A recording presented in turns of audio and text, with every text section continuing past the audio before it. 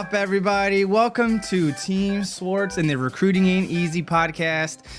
For those of you who don't know who I am, my name is Louis Swartz, and I help thousands of people just like you make an informed,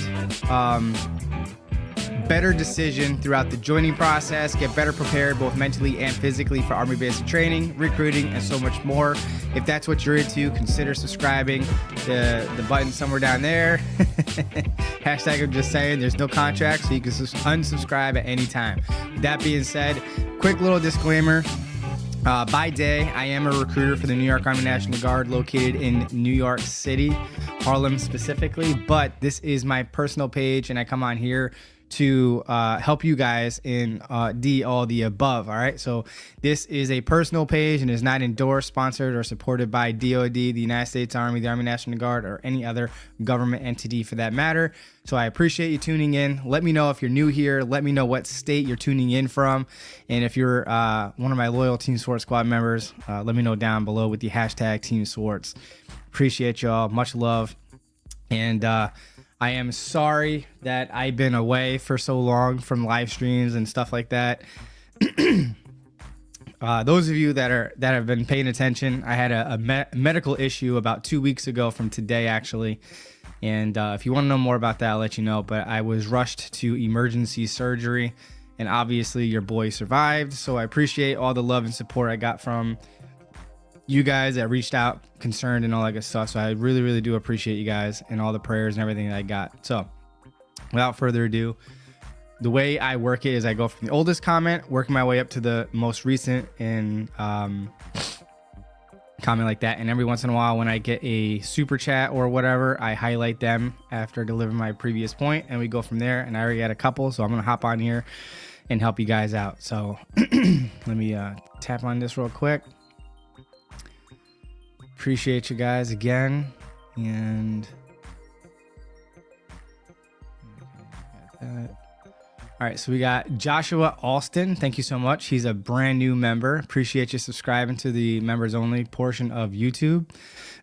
Everything that you guys do participate with, or contribute with rather, goes back into the channel and all that good stuff. So I appreciate you. Joshua also says, I am looking to join the National Guard as an officer, but I cannot swim.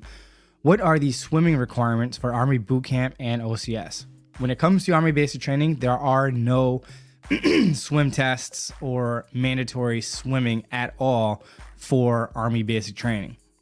Now for OCS, you might learn survival water skills like taking off your pants and blowing it up with air and using it as a flotation device. You'll learn about maybe treading water or something like that, but it's not going to be a pass or something that would be like a graduation requirement.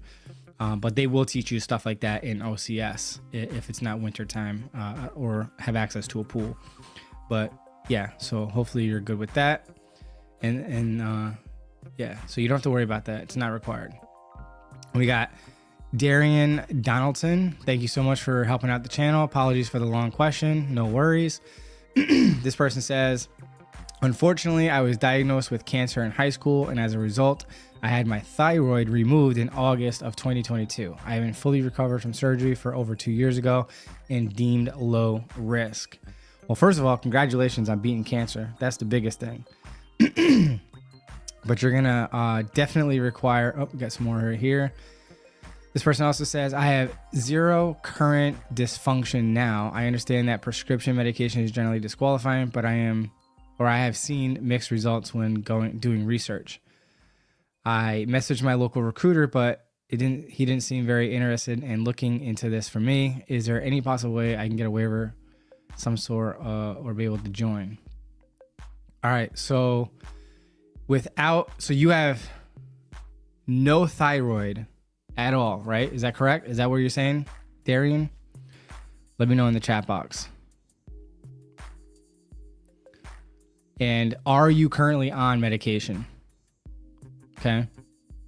Now, if you're on current medication, is it like hypothyroidism medication, hyperthyroid medication, or is it something else? And what are the consequences of not having your thyroid?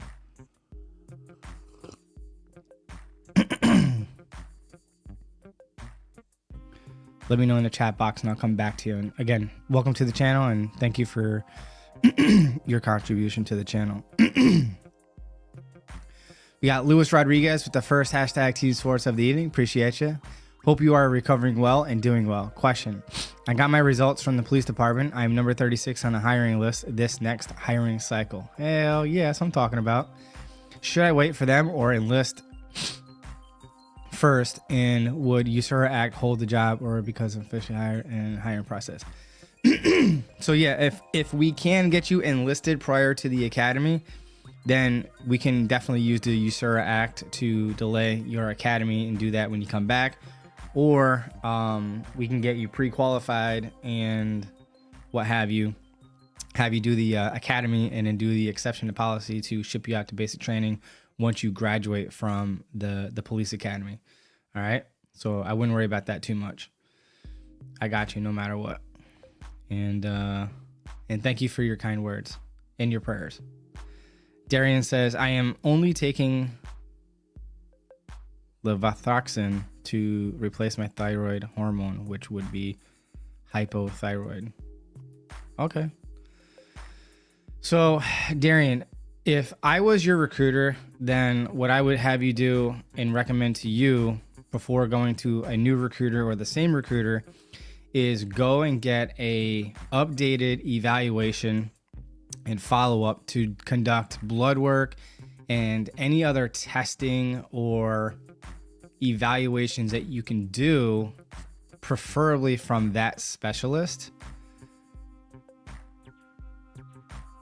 instead of just your primary care physician. All right. So with the updated blood work and whatever else that relates to the thyroid removal surgery, because I don't know if it's like, for example, with me, I just had my gallbladder removed. There are consequences to not having the gallbladder. There are minimal risks, but there could be complications down the road with possibly coming down with hypothyroidism, diabetes, gallstones, stones in the liver and stuff like that.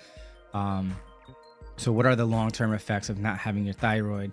But the good news is if that medication is equivalent to treating hypothyroidism with the O, hypo, not hyper, then you may qualify possibly for a waiver, but you might need a 3 to 5 year stability period of no additional complications or issues relating to that specific thyroid removal surgery. And your recruiter would normally be correct. However, that is a recruiter-ism. And what I mean by a recruiter-ism is it's something that we perceive to be true, but we never verified or looked into it further. I used to believe that as well until I found out otherwise. So as a career recruiter of over 20 years of experience, I can assure you that at least for hypothyroidism, not in your case removing the thyroid, but in general, hypothyroidism is authorized for enlistment and to use at basic training. All right. So I'm going to type something in the chat box real quick here in a second. I'm just going to make some adjustments to the window here.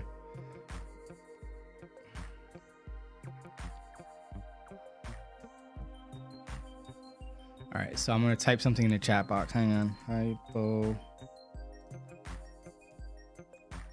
Here we go. So I would get at least this at minimum from your specialist or your primary care physician coming in the chat box right now for hypothyroidism. Tell your recruiter to reach out to me after you get those, and I'll share with him the good news about hypothyroidism medication. Again, you're in a unique circumstance where you've removed your thyroid, so that in of itself could be a permanently disqualifying condition. But if your levels are right, who knows? Let the powers that be make the determination. Your recruiter is not a doctor. I'm not a doctor. So the best thing that you can do is to submit the records and all those testing and everything I just put in that chat, and have your recruiter submit that with your medical complex pre-screen and let them figure it out from there. All right. So good luck to you. And he said, oh yeah. All right. So back to the top. YF says he's back. Yes, I am. All right. So we got LaShawn Scott says, I got questions. I got answers, hopefully. But I do have enough humility to let you know if I don't know the answer, but I can definitely get you the answers to your questions. We got a hashtag Team Swords coming in from Yesir. Appreciate you, as always. Jet says, what is Cat 4? Really, really good question. Cat 4 is a category of the test. So give me 1 second and I could tell you verbatim what the regulation or the policy says.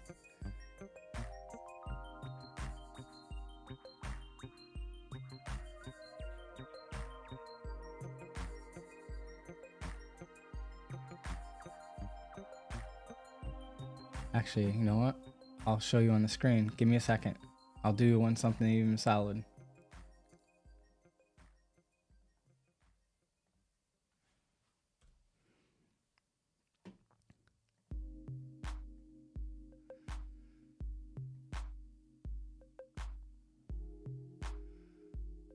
All right, so hopefully y'all can see this. And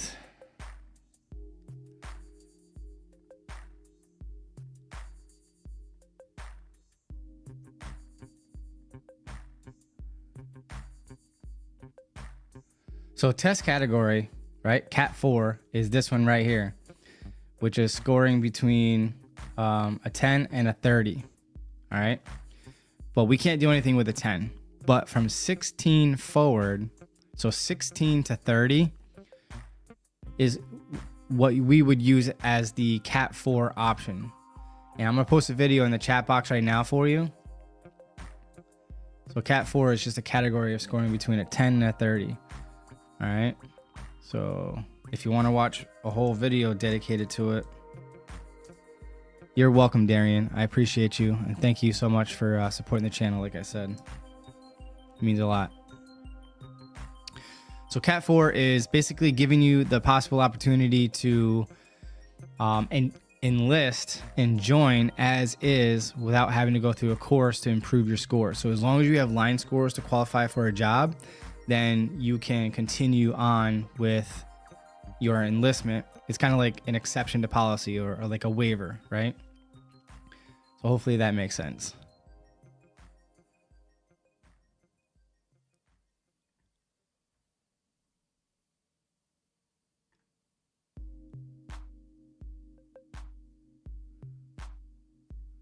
Sorry, I'm just scrolling back up to where I was because for some reason I lost it.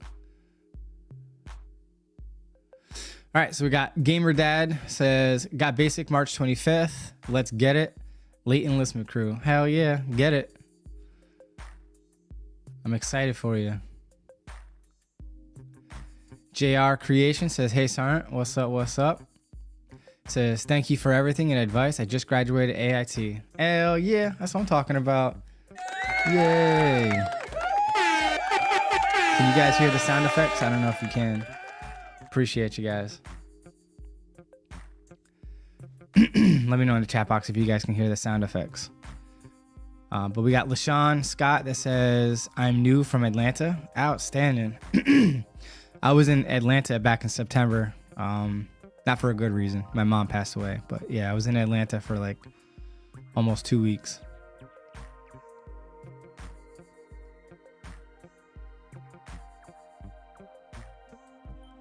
Jet says, if you got a 15, can you get into the Cat 4 and how does it work? So typically Cat 4 Cat 4 is like I just showed you before, 10 to a 30, but for the Cat 4 enlistment option, you have to score a 16 or higher. It used to be closer to 21 to 30, but with the 09 Mike program being here, it's opened up the door to occasionally allow a 16 to a 30. All right, so good luck to you.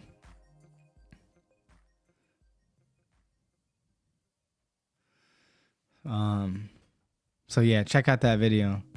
We got a hashtag Team Swartz coming in from Angel Omar. Appreciate you.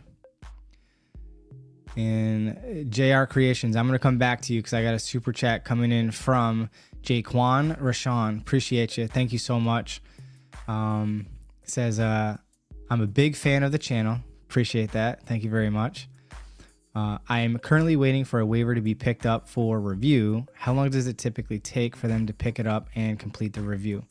Now, for your waiver, two things. What branch of the service are you joining? Is it not branch, but component of the Army? Is it the regular Army full-time reserve, or is it the Army National Guard? And is it a moral waiver and or a medical waiver, or what kind of waiver was it specifically? But I appreciate the super chat. Thank you so much. It definitely goes a long way within the channel, and for being a huge fan of my channel. Appreciate that even more.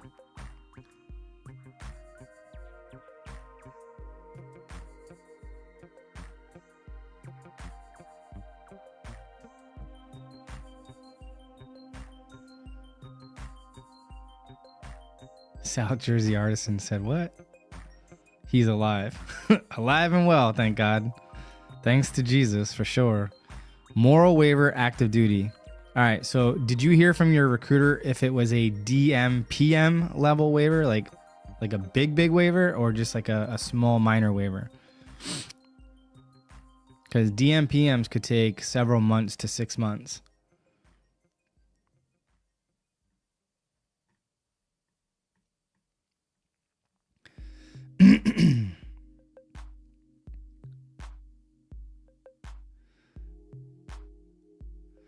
All right, so we got JR Creation says, joined the Army back in April, went to the 09 Mike program. It has changed since the last video I saw, but it was very helpful, and I recommend it to anyone who graduated AIT, and I am about to head off. Outstanding. And he also said, to my first unit. All right, so JR, if you're still here, quick question for you. When you say that it changed, one thing that I did have in the video that obviously and clearly changed is they are treating the 09 Mike program like basic training. In that sense, that is a major change. Is that what you're referring to, or was there another change? Oh, and then obviously we don't get to negotiate the MOS anymore. They give you a list and that's it, and they give you 5 minutes to choose. Is that about right? About sum it up? Appreciate you.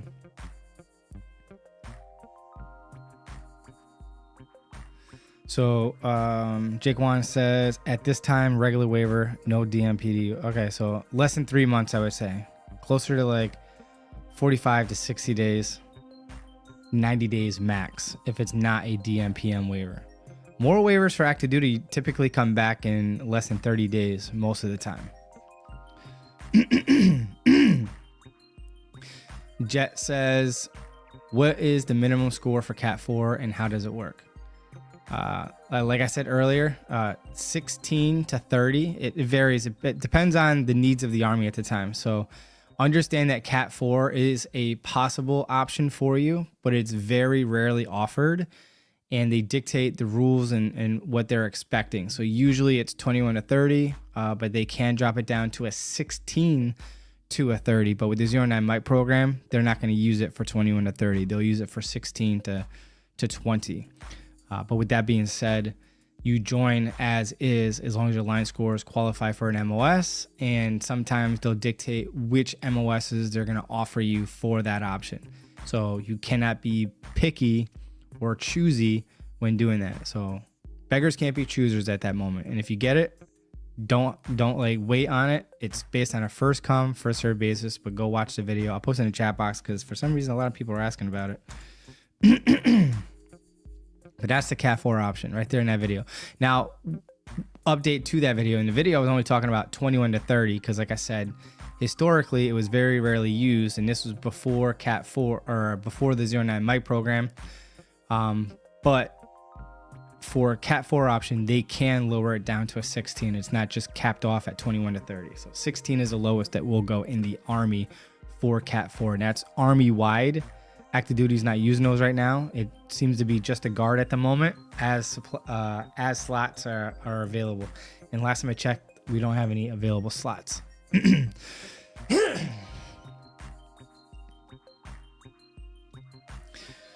All right, so we have you had any recruits go through the with anemia? I went through MEPS last week and got DQ'd for it. It really depends on your levels. So I would eat iron enriched foods like salads and stuff like that. You know, like the dark leafy greens, not lettuce. Lettuce has like pretty much no nutritional value, but like kale, spinach, things like that have a lot of iron in it. And I would definitely take an iron supplement over the counter. Don't get it prescribed from a doctor. Get an over the counter iron supplement. And that's what I would do. But the waiver is like 50-50 on those. GR Creation said, last time I heard it was currently not being accepted for 16 to 20, which is the one that went through with, but it may open back up. As of right now, it's not likely.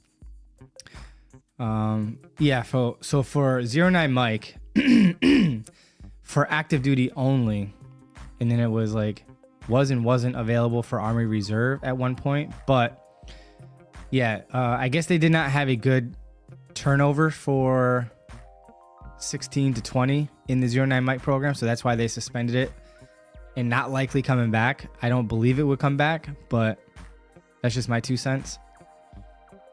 But yeah. LaShawn Scott says, is the TAPAS something I should be worried about? So if you failed the ASVAB test or exceeding the body fat standards and you want to join, then the TAPAS test will matter. And you're going to want to watch this video if you want to pass it.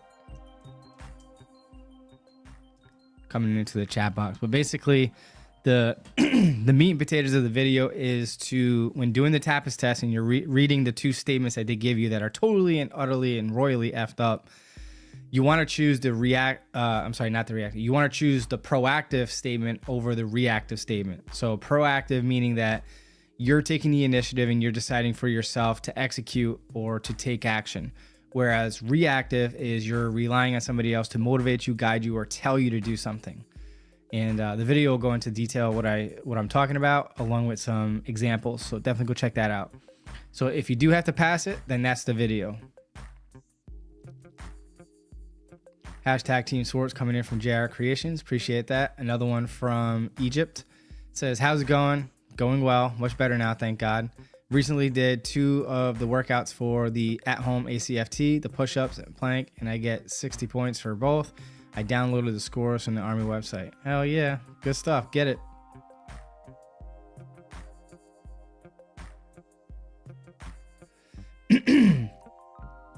Miniglug says, enlisting tomorrow for the Utah National Guard, I believe. Going in as a 91 Bravo due to having a delinquent debt. Once I get a few months worth of payment, I'll join the 19th. Hell yeah. That's what I'm talking about. JR Creation says, let's talk about 09 Mike and the changes. All right, I'm looking forward to it. Let's go. Kick Clip says, hey sir, hope you're doing well. I am now, thank God. Jet says, do National Guard only have Cat 4? Also, is it hard to get into that program? If you watch the video, you get all these questions answered in more detail, but yes, it is a possibility that it may become available. Again, it is not something that we offer all the time. Only in recent history, in the last few years, I've seen it at its peak. But normally, it was like barely once a year you would ever see this program come. So the key is to take the test twice and pass medical, right? That way, you're ready to rock and roll if and when Cat 4 become available. As of right now, my active duty friends are telling me that it's not an option for the reserve or active. So as of right now, the National Guard, once we do get those slots, which we occasionally do, again, very, very limited, then you could leverage it, but get yourself pre-qualified. And just because you're scheduled to join as a Cat 4, again, first come, first serve, so you could be on the floor waiting to sign your contract and it could close on you. So you don't want to sleep on that option. And don't depend on that option either, right? So set your standards a little bit higher. While you're waiting for the Cat 4 option or the possibility of going 09 Mike, you need to be busting your butt and studying your butt off so that you can get in either by passing with a 31 or better or qualifying for the 09 mic, which you can use right away instead of hoping and praying that the Cat 4 option becomes available to you. South Jersey Artisan, man, I miss you, bro. Glad you hopefully, well, I'm assuming that you're doing well, so I'm glad you're doing well. And thank you. Appreciate you. JR Creation says hashtag or at Team Swartz sound effects working on my hand. Outstanding. That's what I'm talking about. All right. So we got Marco says getting ready for the snowstorm tomorrow. Yeah, actually, I didn't even know it was supposed to snow tomorrow until Camp Smith called me and told me that or informed me that we're expecting some snow tomorrow and asked me to confirm if I was actually going to be there tomorrow. I was like, yeah, I know how to drive in snow. I'll be there. You know what I mean, Jelly Bean? LaShawn Scott says, sorry to hear. So I did my physical last week and I'm going to go back to do a TAPAS test. All right. So watch my video about the TAPAS and good luck. Remember, be proactive. Jordan Jensen says, has prior service Army integration course starting on Monday. All right. Hey, Jordan, if you're still here and you're with us, let me know if you're still here, but let me know if you would be down for, at the very least, a phone call to go over your experience with the prior service AIC. Because I want to do an in-depth video on it, and with your recent experience with it would go a long way with that video. Appreciate you if you're still here and if you're not. All right, so we got Jaquan Rashawn saying,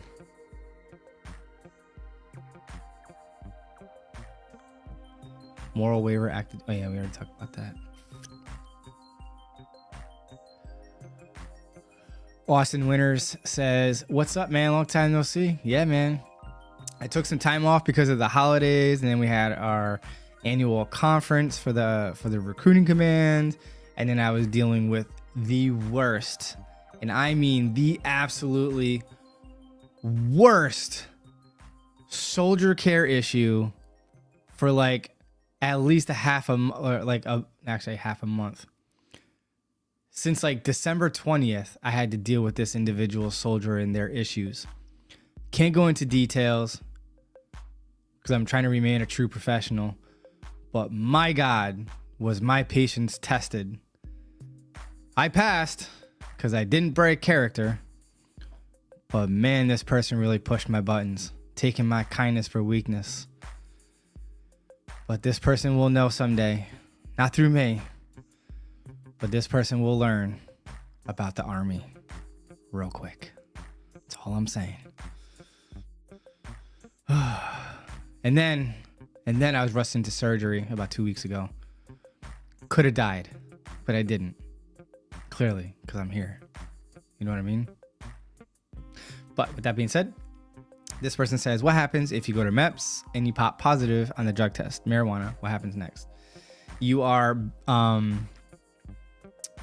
permanently disqualified pending a moral waiver. After 90 days, you can go back to MEPS and redo the drug test.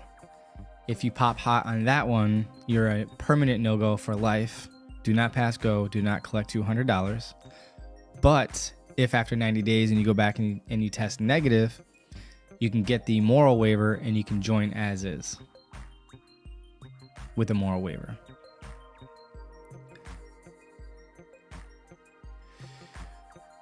But study hard. And what I mean by study hard, meaning like, don't do drugs.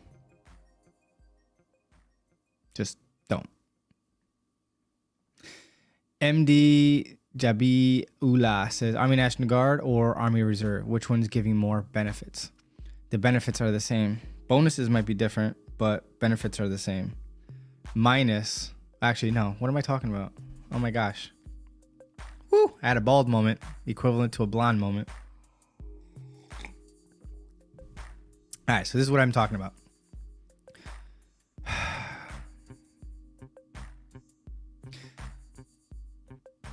The federal benefits between the Guard and the Reserve are all the same. The difference between the Guard and Reserve are the state benefits. At minimum, you get more college money in the National Guard as described in this video. It's also linked down below. And I'm going to spell it out even more so in this video here.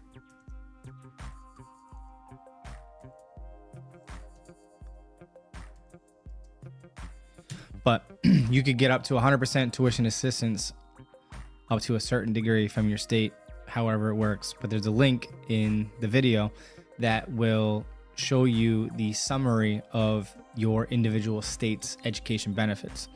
But with that being said, the Guard has more benefits because of the state benefits. But the roles and responsibilities are very similar and they can be very different. So those videos will break down to you the pros and cons and the similarities and differences. The only time in either one of those videos that I will ever tell you to go National Guard over the reserves, because there's more than just the Army Reserve, every branch has a reserve, but is if you're trying to focus on college. If you're not trying to focus on college, then you do your homework and do your research and you choose the best one for you. But if college is your thing, then go Guard, baby. That's all I'm saying. So JR Creation says, yes, it's more of a basic training setting, not really much of PT because they do not want to get you hurt. And yes, they only give you a list of jobs ranging from 1 to 7 tops. Yeah. All right. Yep. That happened like within 3 to 6 months after I posted that video. Unfortunately, I just haven't made a new video because I put a lot of effort into that one. But yeah, I think I put it in a pinned comment underneath that video. But yeah. He also said, I cannot recall the last video I saw it was before I left, but it was actually, yep. Yeah, no, it definitely did. That's why whenever I share that video, I make them aware of that update. But I'm glad you're doing well. Carlos M says, does National Guard offer the post 9/11 GI Bill? Only if you deploy or conduct at least 90 consecutive days or more of qualifying federal active duty service. So post 9/11 is for those who are on active duty. So to qualify for post 9/11, this is to include active duty regular Army. So to get 50% of that benefit, you have to do 90 consecutive days of qualifying federal active service other than your initial entry training. So that excludes basic training, AIT, OSUT, airborne, air assault, anything that was part of your initial training. None of that counts until you get to your unit of assignment if you're on active duty regular Army and you knock out 90 more days of qualifying federal active duty service. If you're in the Guard or Reserve, you can do a tour, you can volunteer for a tour or a deployment or a rotation, as long as it's Title 10 or specific Title 32 opportunities that qualify for it. Again, 90 consecutive days to get 50% of that benefit.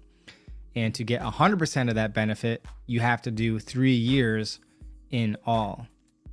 All right. So hopefully that makes sense. And you can research that on the va.gov website.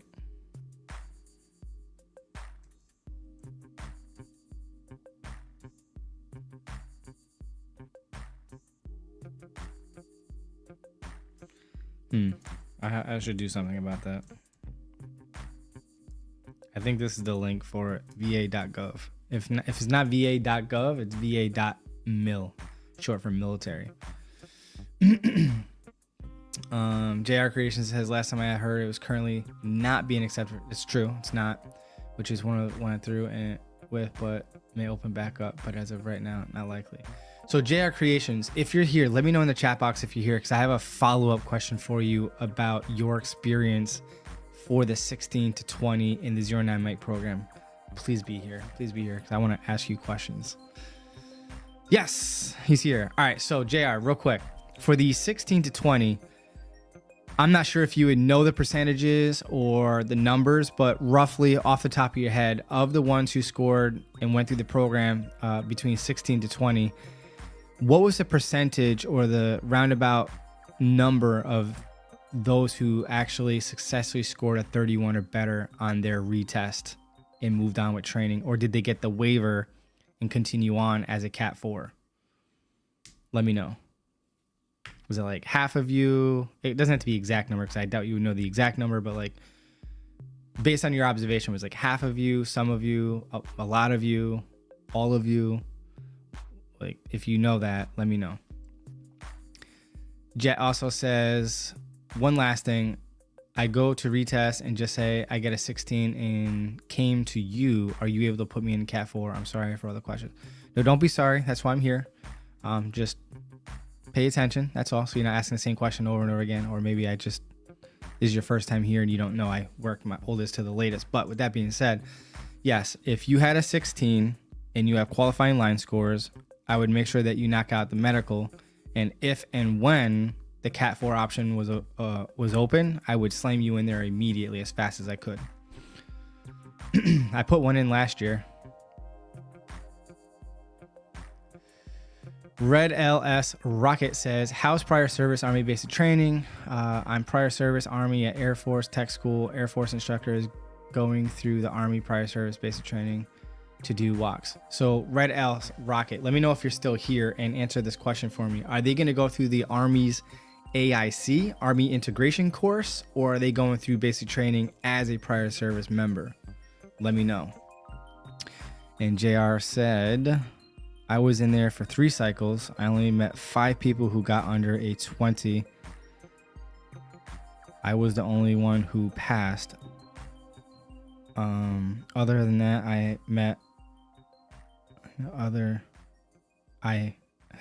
have met was 21 to 35, and those that had a 31 or higher wanted to improve their scores. So you were there for 3 cycles. You met 5 of them who got under 20. Does that mean the rest of them got over 20? So by the 3rd cycle, those who were still there gave up to just go home, so they failed on purpose. Oh, that's sad. Well, that's probably why they did away with the 16 to 20. Okay, gotcha. Understood.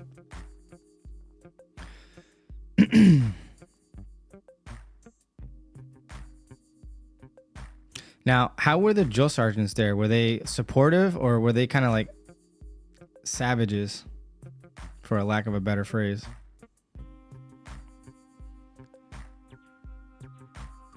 I didn't know it was a thing. Apparently it's 5 weeks. Okay, so it sounds like the, oh, okay, you just answered my question. It sounds like the AIC. But I'm assuming you're not here because you haven't put anything in the chat box. But yeah, so the question was, so the prior service Army integration course is treated like a gentleman's course. So because you are prior service, we treat you with dignity and respect. You still have to knock out and complete all of the graduation requirements, but we omit the fuck games and all the stupidity that goes along with it when you go through regular basic training as a brand new person. So if you're here, that's what it is. JR says, my last cycle was class that teachers went on vacation, so they had no one to teach us the week before and tested about study. Oh, wow. Gotcha. Well, I appreciate you sharing your experience. Thank you. Livy says, shipping out to Leonardwood, basic and AIT for 88 Mike. Should I bother bringing my boots that I know won't give me blisters like the issued ones, or they won't let me keep them? They won't let you keep them for basic training. And once you get past either at or past white phase, which is BRM, basic rifle marksmanship, sometimes your basic training leadership, like your drill sergeants and the company commander and stuff like that, will allow you to wear third-party boots. So my recommendation would be to, I guess, ship out with them, and at the earliest point that you can, swap out from your standard issue boot to the boot that you have now that's broken in, as long as they are AR 670-1 compliant, then you can swap them out. Worst case scenario, at AIT or black and white, black or gold phase of AIT or OSUT, then you can switch over to the other boot that you prefer to wear that are already broken in and don't cause issues and stuff. Yeah, got that. Appreciate you, JR Creations.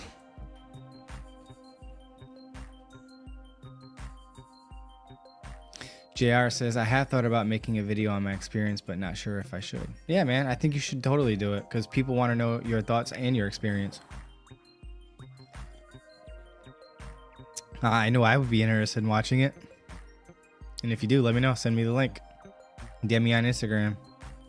You know where to find me, at Team Swartz. Patel Yash says, I got disqualified from MEPS because of my doctor's visit. I wasn't even diagnosed with anything, but I went to the doctors for the issue I had. Now I'm waiting for my waiver. Yeah, I kind of know the feeling where you're going through your records and you're like, well, how come my doctor didn't tell me this? But they put it in the system, so I get that. But good luck on your medical waiver, and may the waiver gods forever be in your favor. LaShawn says, it's still waiting for me. Okay, yeah. I was just watching your video on it. Gonna watch it again and lock in. That's what I'm talking about. You're very welcome, LaShawn. Good luck. Shroopy Noopers. How long is the process typically to get in front of an interview board for OCS? Are you going active duty reserve or in the Army National Guard? Let me know. Appreciate you. You got, so JR Creations, when you say that you got your boots during red phase, you mean like the standard issue boots, or they allowed you to go to the PX and purchase third-party boots? Let me know.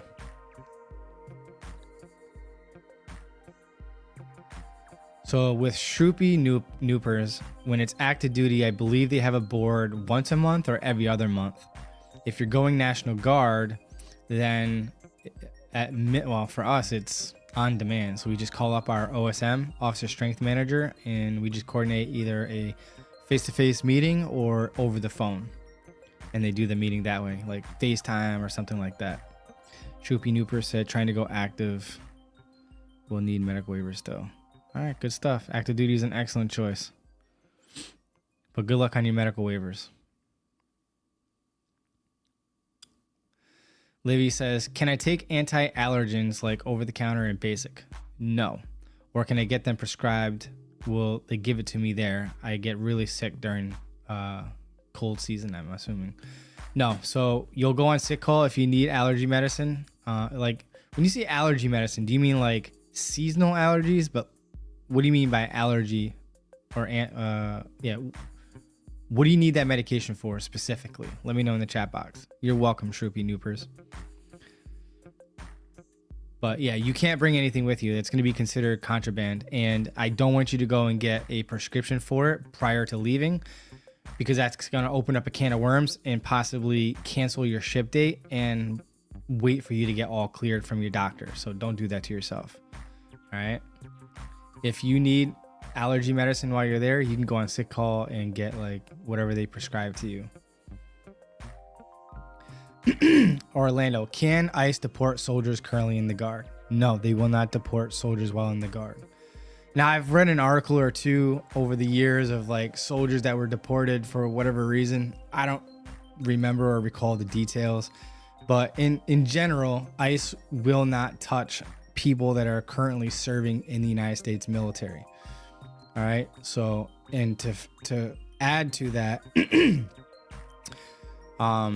you don't have to worry about the, what's it called? Oh, parole in place, right? So as a service member, when you go to apply for parole in place for your family members, and what I mean by family, I'm not talking about cousins, aunts, and uncles. I'm talking about your parents and your siblings. You don't have to worry about ICE coming to take them, all right? The whole purpose of parole in place, which recently was discontinued until further notice for the average civilian, but for military members through the military parole in place is still intact and still very active, and you don't have to worry about ICE getting your family members in the military specific parole in place. All right. But just throwing that out there, just FYI, making you aware of those things so that people aren't putting bad information out there.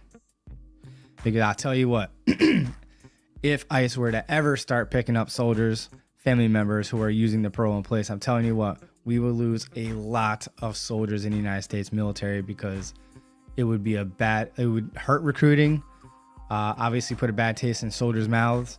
But yeah, so hopefully that helps. Anakin Skywalker says, my boy, miss you, dog. Appreciate you. Orlando, no. Army soldiers who serve 1 year are citizens. Huh? Yeah, I'm not following. Army soldiers who serve 1 year are citizens. So I'm not sure if you're trying to respond to a citizenship question, but every soldier that I've sent to the training site as a green card holder has gotten their U.S. citizenship on or before their basic training graduation ceremony. Snow, ice storm, LOL. Looking forward to it. I bought brand new tires. Let me tell you something. I'm not saying don't get a Tesla or an EV, but man, tires are expensive AF for Teslas. So I have a 2022 Tesla Model X long range, and it weighs 6,000 pounds. I literally spent $1,900 on tires. And if you include the wheel alignment, it came out to like just about $2,000. Just for tires. Tires, that's it. But I don't have to worry about oil changes and all the other dumb stuff that comes with maintaining cars. But I love my car, but tires are expensive. All right, so JR says, the hardest part about 09 Mike that I had me very frustrated is that those who thought it was a summer camp and focused on fooling around rather than learning, which is why we were there. Yes, I totally agree with you. I hear that's a big issue with people fooling around and why you guys got smoked a lot. Hashtag Team Swartz coming in from David Moeller. Appreciate you. Thank you.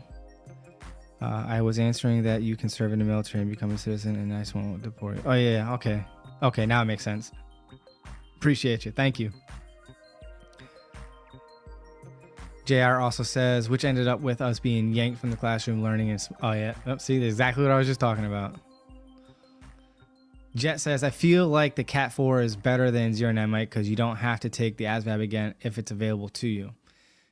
So there are pros and cons. So I'll put it to you this way, right? Actually, it won't be on my iPad because. All right, let me see if it'll show up on. All right, so this is how I feel about the 09 Mike program. All right, and that is that the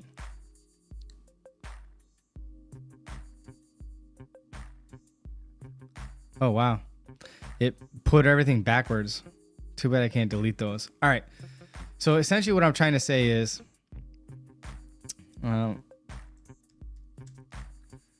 that understanding that the 09 Mike program is for the unqualified. It is an exception to the policy to be able to join and have the Army pay you to learn and improve your ASVAB scores and or your body fat percentage. Now, going to the program, you have to know that things are not going to be the same as if you have more control like a normal applicant who scored a 31 and passed by regular means, okay? So you have to expect and to be willing to settle for an MOS or something less exciting for your initial contract, right? So go into the program with an open mind to help yourself get qualified and score even way better than if you didn't go through the program, and that's the trade-off. So going through the 09 Mike program, yes, it sucks that you have to jump through hoops to pass the ASVAB, but in the end, if you have a good experience, you pay attention, and you got good teammates or peers, right, other trainees, then you'll learn more and thus increase your line score. So when you join as a Cat 4, the benefit in that is, yes, you don't have to go and do an ASVAB course and you can join as is. But the downside is there's no opportunity to possibly increase your line scores to qualify for more jobs and more opportunities. Whereas, yes, you might have to choose a job initially for the first 3-year contract, whatever is offered to you at the 09 Mike program, but the trade-off is you're going to have much higher line scores and qualify for a lot more opportunities and jobs at the end of your current contract. So at the end of your current contract, you're in a better position to have more opportunities and jobs to choose from and to negotiate into your second or next contract, if that makes sense.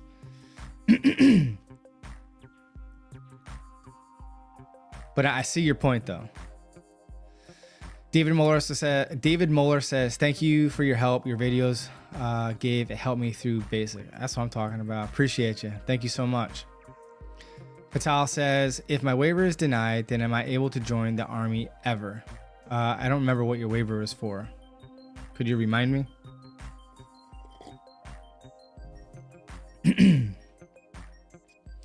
All right, so we got Kim. Nice to see you, or glad to see you back. Appreciate you, Kim. Thank you so much.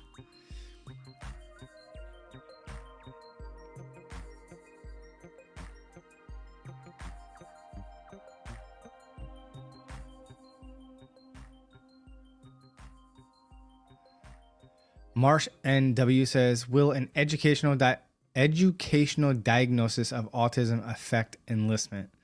So this is everything that you're going to want to know about autism in this video coming into the chat box. If you're still here, Marsh, let me know in the chat box that you're still here, so I know you're going to see that. But basically, off the top of my head, you need to get official high school transcripts, college transcripts if it applies. You need a letter from the dean's office stating that you were or were not in trouble or delinquent in any way. You need a copy of your IEP and 504 plan, and we need to know specifically to what type of accommodations you had.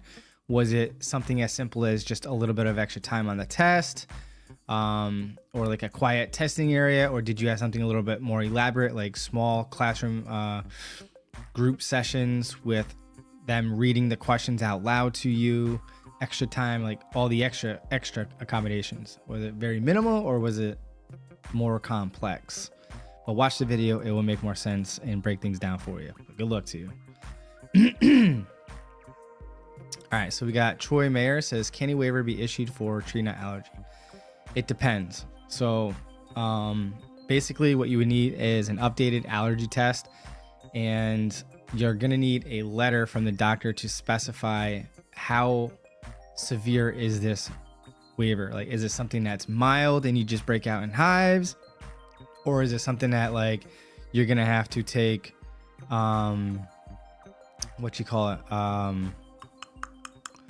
like have the EpiPen with you and it's like a life and death situation?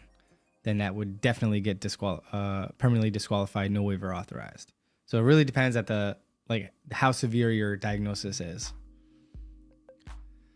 But those are tough to get.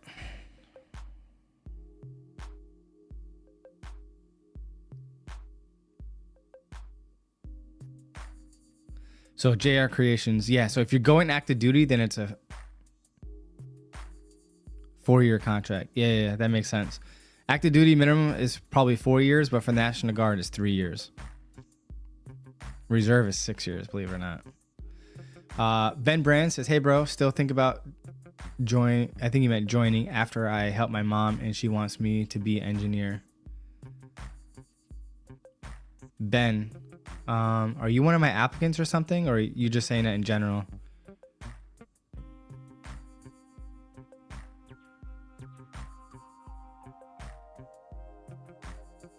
But that's cool. She wants you to be an engineer.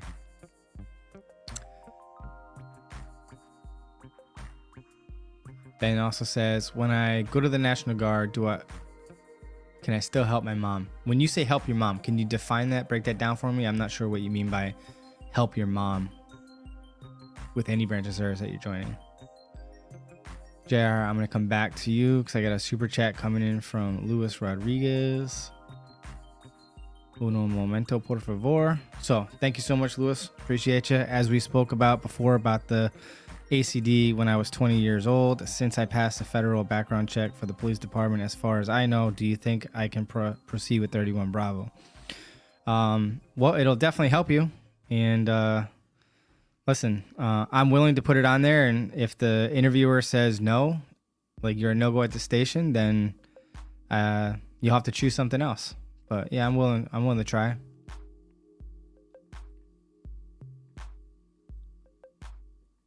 We'll definitely talk about it.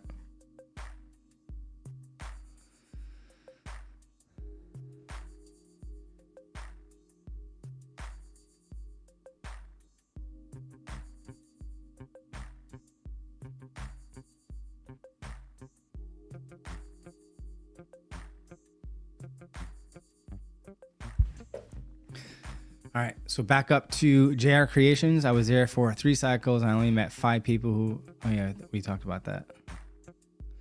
So we got Rick C, prior service at 42 years old, finally got through MEPS and swore into the Florida Army National Guard January 2nd, and I leave for basic and AIT in May. Hashtag Team Swartz. Thanks for all that you do. Well, I appreciate you. Congratulations. Welcome to the fam, and good luck in basic training. Have fun, make the best of it, do your best, and are you going through the basic training Army integration course, or are you going to go through basic training as a prior service individual? Let me know.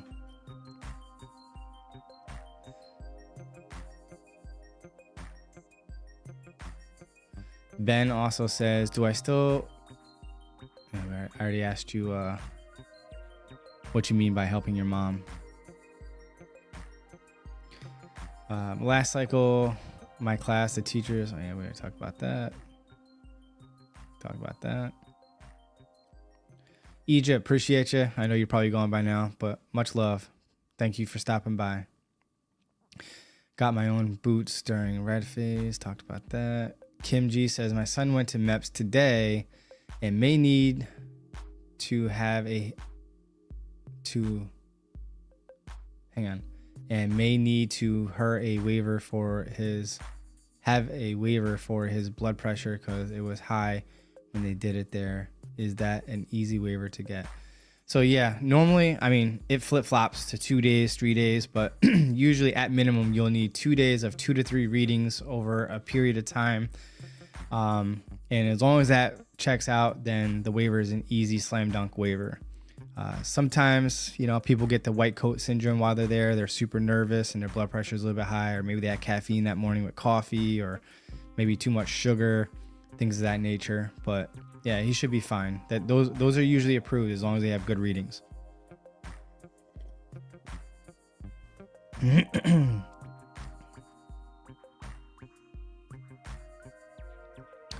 Hansier Rodriguez says, I want to join the National Guard. I verified my ASVAB score of 85 and 117 rather for GT, but I need to lose weight. I am 25 pounds overweight. Now, that's 25 pounds overweight or 25 pounds more than... That doesn't even make sense why I said it like that, but... All right, so... What's your body fat percentage? And how old are you? Let me know.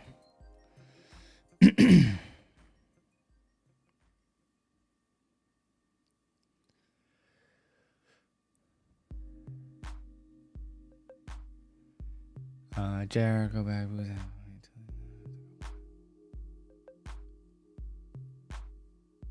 Gotcha.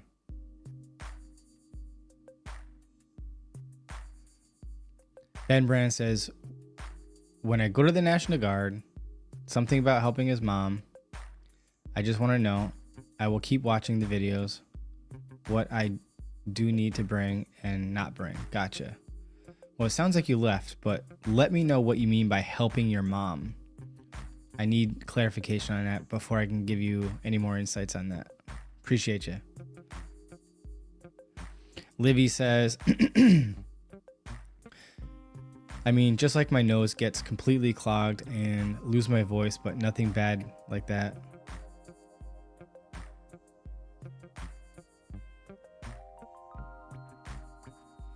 I don't know. That sounds like more than a mild reaction, because that means you're not breathing. If your nose closes up, what happens with your throat? Does your throat swell up at all, or does it just get itchy? You might be able to get by if it's just a nose, but if your throat also swells up, then you're at high risk, and that waiver will definitely be denied if that's the case. Marco also asked, can I do MEPS ASVAB but no go off the basic training until 3 or 4 months later? So when you're at time of enlistment or about to sign your contract, that's when you will see when your next ship out date will be, and it's MOS specific. So the way the system looks at it is they're looking for a graduation date from basic training and a start date of AIT being within 2 weeks of each other. And it could be anywhere from a week or two after you sign your contract or up to 3 or 4 months out. So what I would suggest is you knock out the ASVAB test and the medical. and then go for your contract and hope and pray that there's a ship date more than 3 months out. If there isn't, you can come back 15, 30 days later, repeat that process. Well, not that process, but meaning like go back to MEPS and hope and pray that a later ship date meets your needs and requirements. But Marco, let me know, why do you have to wait 3 or 4 months? Let me figure that out. Living, it's already hard enough to be AGR within the Guard or Reserve as an enlisted soldier. It's even more challenging and pretty darn difficult as an officer. There are far fewer opportunities as an officer to go AGR. JR says, dang, wish there was a way to go live with you to make it easier. Yeah, we could definitely do that if you're down for it.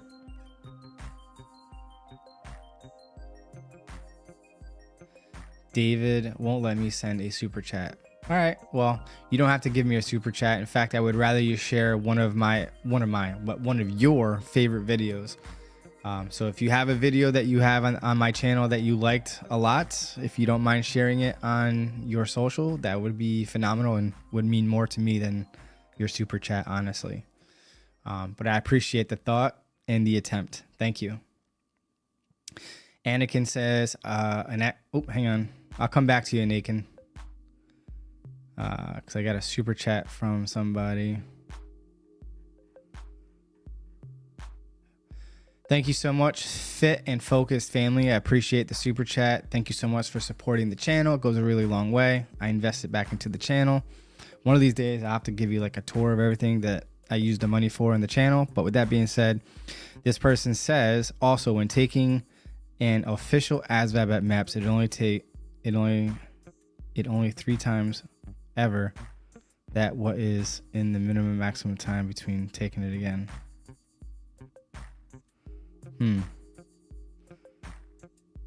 Not really sure I understand your question. I think what you're saying is, how many tests can you take, and are there minimum waiting periods in between tests? The case. If it's not, let me know, but that's what I believe that you're asking me. So the answer to that question is you can take the ASVAB up to 4 times.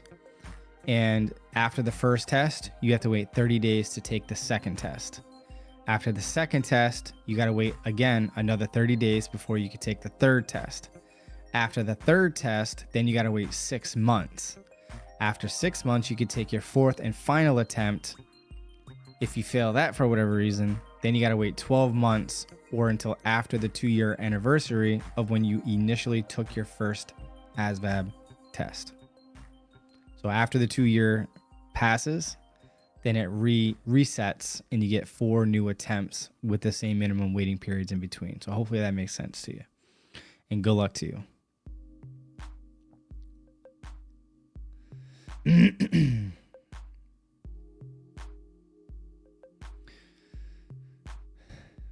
All right. So,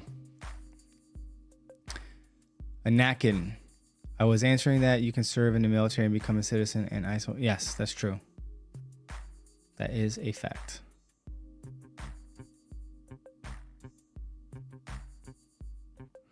Angel Omar says, I had weight loss surgery, but I have to take vitamins. Will I still be able to join?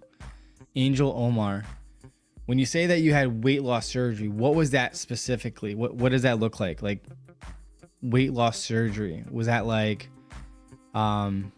gastric bypass surgery? Like what type of surgery was it specifically? And I'm going to post this in the chat box just in case I forget.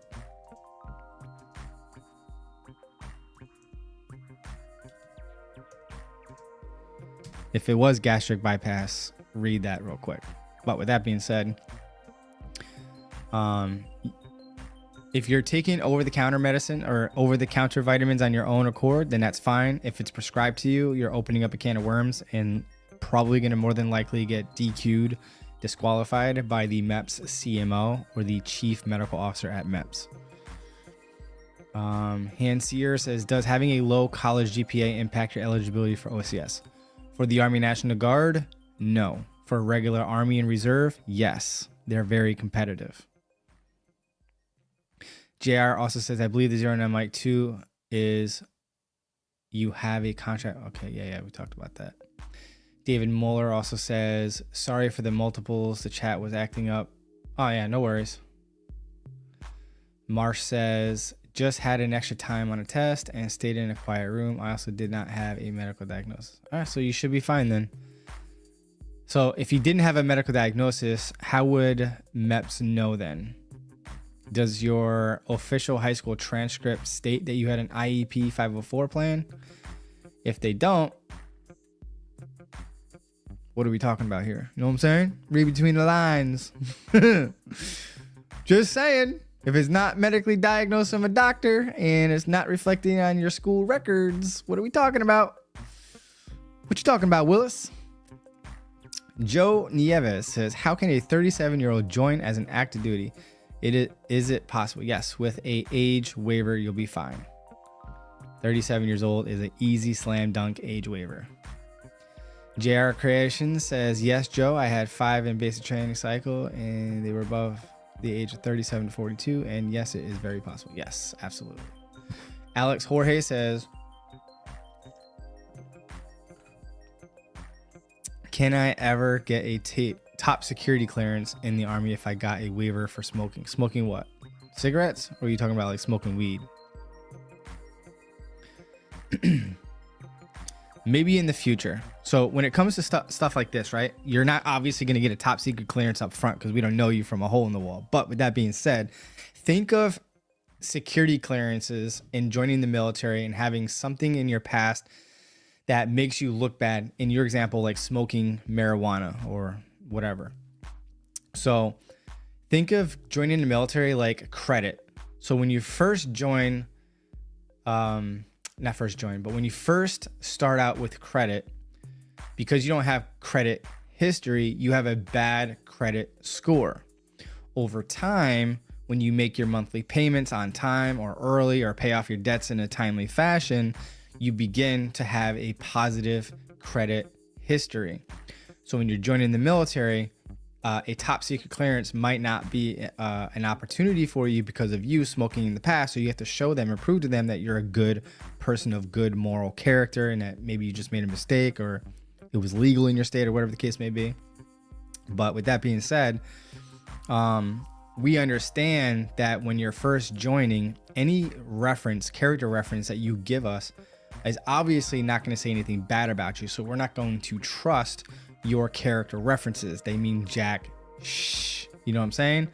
So when you join the military, think of joining the military as an investment. So for the next 3 years or so, for at least your initial contract, be the best soldier you can possibly be. You versus you every single day, bringing your A game, working well with others, going above and beyond of what's expected of you, and just become a reliable, dependable, and a soldier that they can count on with or without supervision. And what that will do is that will reflect on your annual evaluation so that in 3 to 4 years, when you go to re-enlist and you want to negotiate for an MOS that has a secret or top secret clearance, you now have history of being in the military, like credit, so to speak, for the investigator to be able to reach out to your prior leadership, whether it was squad leaders, platoon sergeants, platoon leaders, first sergeants, company commanders and such, because as a non-commissioned officer or an officer, we're not going to lie about your character or who you are. Like if we heard bad things about you, guess what? You ain't getting hired. But with that being said, that's you building credit, being that reliable, dependable soldier over the past few years. And as long as those people vouch for you being a phenomenal go-getter and awesome, phenomenal soldier, and that you're high speed, then they will factor that into their decision-making process. And yes, you can be afforded other opportonities that have a secret or top secret clearance because you've built up that credit. So good luck to you, and hopefully that makes sense to you. UC Devon says, I'm leaving shortly for basic training at 35 years old. To those around this age, if you want to try, it's better to give it a shot and get a no than to not try and always wonder about it. Yes, you will always look back on life. Oh, I never even clicked on it. You will always look back on life and say, I'm glad I did, or I wish I had. Let's say I wish, or I'm glad I did rather. Rick C also says, going through the regular 10-week that sucks. I've been out of active duty since 2005. Well, that makes sense. I would still try if you only want to do 5 weeks, but but good luck to you. That's what's up. Jason Genova says, hey, Jody, why don't you leave her alone? I hear that. Robbie Wan says, hashtag Team Swartz, appreciate you. Head off to Jackson in 5 days and have some questions about what I should pack. Should I bring boots? I know I won't get to wear them until AIT.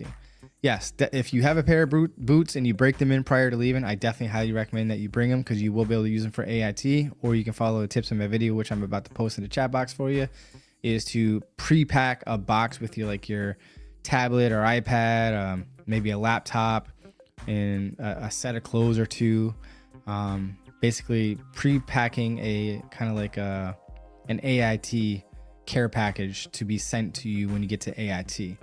But everything that I'm going to suggest that you bring with you to basic training is going to be in this video. So if you don't want to watch the entire video, I hear you. I love to talk. But in the description area is a list of everything I cover in the video with hyperlinks to that part of the video to talk about something if you do care to hear about what I have to share about that particular item that I'm discussing in the video. So good luck to you in basic training. And here's another good one for you guys too. This basic training preparation video. And of course, all these videos are going to be linked down below as well. Shian Craft says, are college credits a must, or does it just help you get a better job in the National Guard? So having college credits or a degree does not help you get a job at all. It just gives you more promotion points. And if you have a 4-year degree or higher, then if you're otherwise qualified for it, becoming a commissioned officer, then that may be another avenue that you could possibly explore as far as a job opportunity. But regular college credits and a degree for a regular enlisted soldier doesn't do anything more for you other than just being evaluated at a higher rate just for having civilian education outside of the military. Hopefully that makes sense. What's up, Silla? What's up? When my son was enlisted, he said they weren't allowed to have caffeine. Why? Just curious. Thank you. Because caffeine is a diuretic. And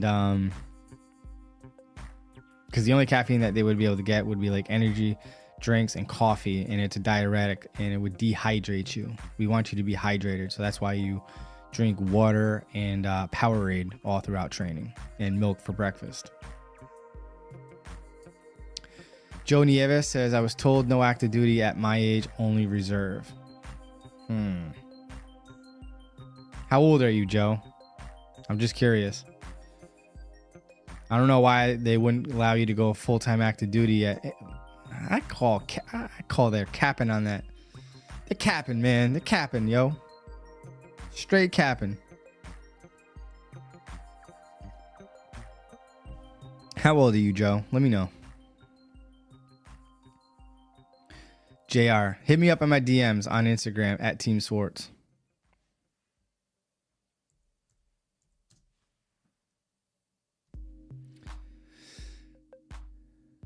Looking forward to it. Coke Zero, interesting name.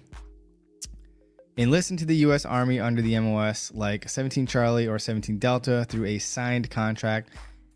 Is it possible to be reassigned to a different unit or a job unrelated to your trained specialty either during AIT, after training, or upon assignment to your unit based on the Army's needs, or do you generally retain the MOS you agree to in your contract while occasionally being temporarily assigned to other duties, returning to your primary role? Well, for the most part, unless you give them a reason, you will remain in your primary MOS. Now, you could find yourself in a position like me where my primary MOS was in a particular unit. Again, I was guard, and my unit disbanded, like it no longer existed. I was part of the HHS, first of the 156 Field Artillery, and again, they disbanded. Now, at the time, I was a 71 Lima, which is now 42 Alpha Human Resources Specialist, but I was doing that in a Field Artillery unit. So in my area, we didn't have any more Field Artillery units, so I had a open contract. But they allowed me to choose which MOS and unit to go to, as long as there was as long as I was qualified for it, and there was an available vacancy or slot for that MOS. So from there, I decided, you know what? I'm going to go engineers, and I reclassed at that time as a 21 Foxtrot, which is a crane operator, but due to my current rank now, it's a 12 November, which is something along the lines of general construction equipment operator. But so you'll have an open contract, or they'll just find you a different unit in one of those two MOSs of your primary MOS. But if they do away with the 17 Charlie or 17 Delta entirely, then either A, you would be discharged if you're not looking to reclass, or you would reclass to another MOS, which you would negotiate at that time, if that makes sense. But good question.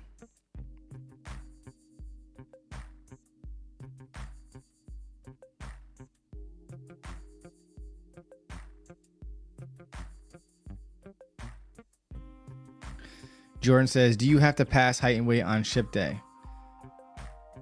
You have to be within the body fat standards of what you joined as, yes. Or risk being renegotiated of a new ship date once you get in compliance. Robbie also says, I also have in-reg socks. Should I bring them with me? If you want, but you're going to either get it issued to you or you can purchase them while you're there. Coke Zero says, you're welcome, Coke Zero, but he or she also asks, can someone who enlisted at 40 years old serve for 4 years, earn a bachelor's degree during their service, and then apply to become a commissioned officer and continue serving as one? Not while you're active. Unfortunately, the age cutoff was 38. No, not 38. 32 or 34 years old for regular Army and Army Reserve. So if you want to look more into it, here are the OCS options, and it would be under the National Guard because you are far exceeding the age limit for OCS or to be commissioned as an officer in the regular Army or the Army Reserve. So you can check out that video if you want, if you're still here. And you could definitely join regular Army up until 43 years old. So I don't know what your recruiter is talking about. I can double check in the chat. You know what? Let me ask him while I'm here, because I'm part of a elite group of recruiters on Facebook. Well, we call ourselves elite recruiters, but it's part of this ASVAB support page on Facebook.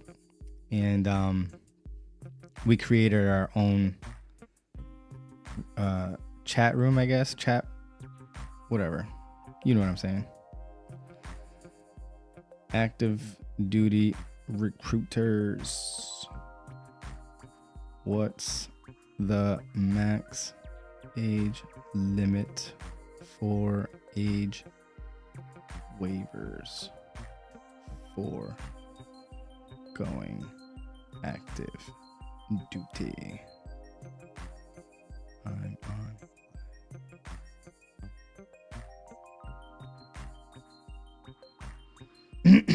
All right, so while I'm waiting for them to respond, I will let you know, Code Zero.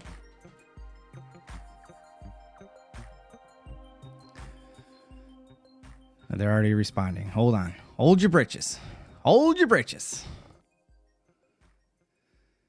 Jesus Miro says, going into 09 Mike on the 18th, any recommendations? 42 years old is the cutoff for active duty for an age waiver. 2 recruiters just responded. 3 people just responded. All 3 recruiters.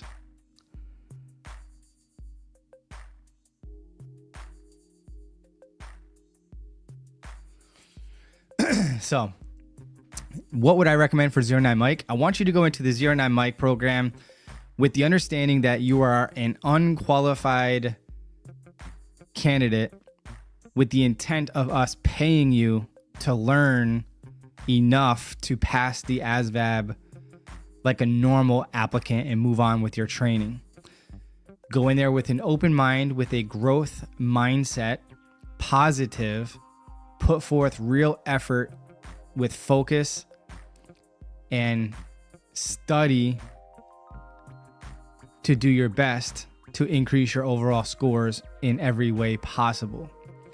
And understand that you might have to choose an MOS that you're not fully excited about, but understand that going this route is more or less to put your foot in the door, maybe take a step back in doing something that you don't like for a few years to eventually negotiate into a new position or job that you are excited about and passionate about, and have more opportunities, because going through this course is going to increase your scores. So it will do you a favor. It's just sometimes you have to take a step back before you can take a giant leap forward. But understanding that you're not qualified and that you might not get what you want in the end, at the end of the program rather, but know that you can get what you want when you negotiate your re-enlistment at the end of your current contract. That's where you will get what you want. So, not sure if I made sense with what I just shared, but that would be my recommendation. And then everything else in this video too.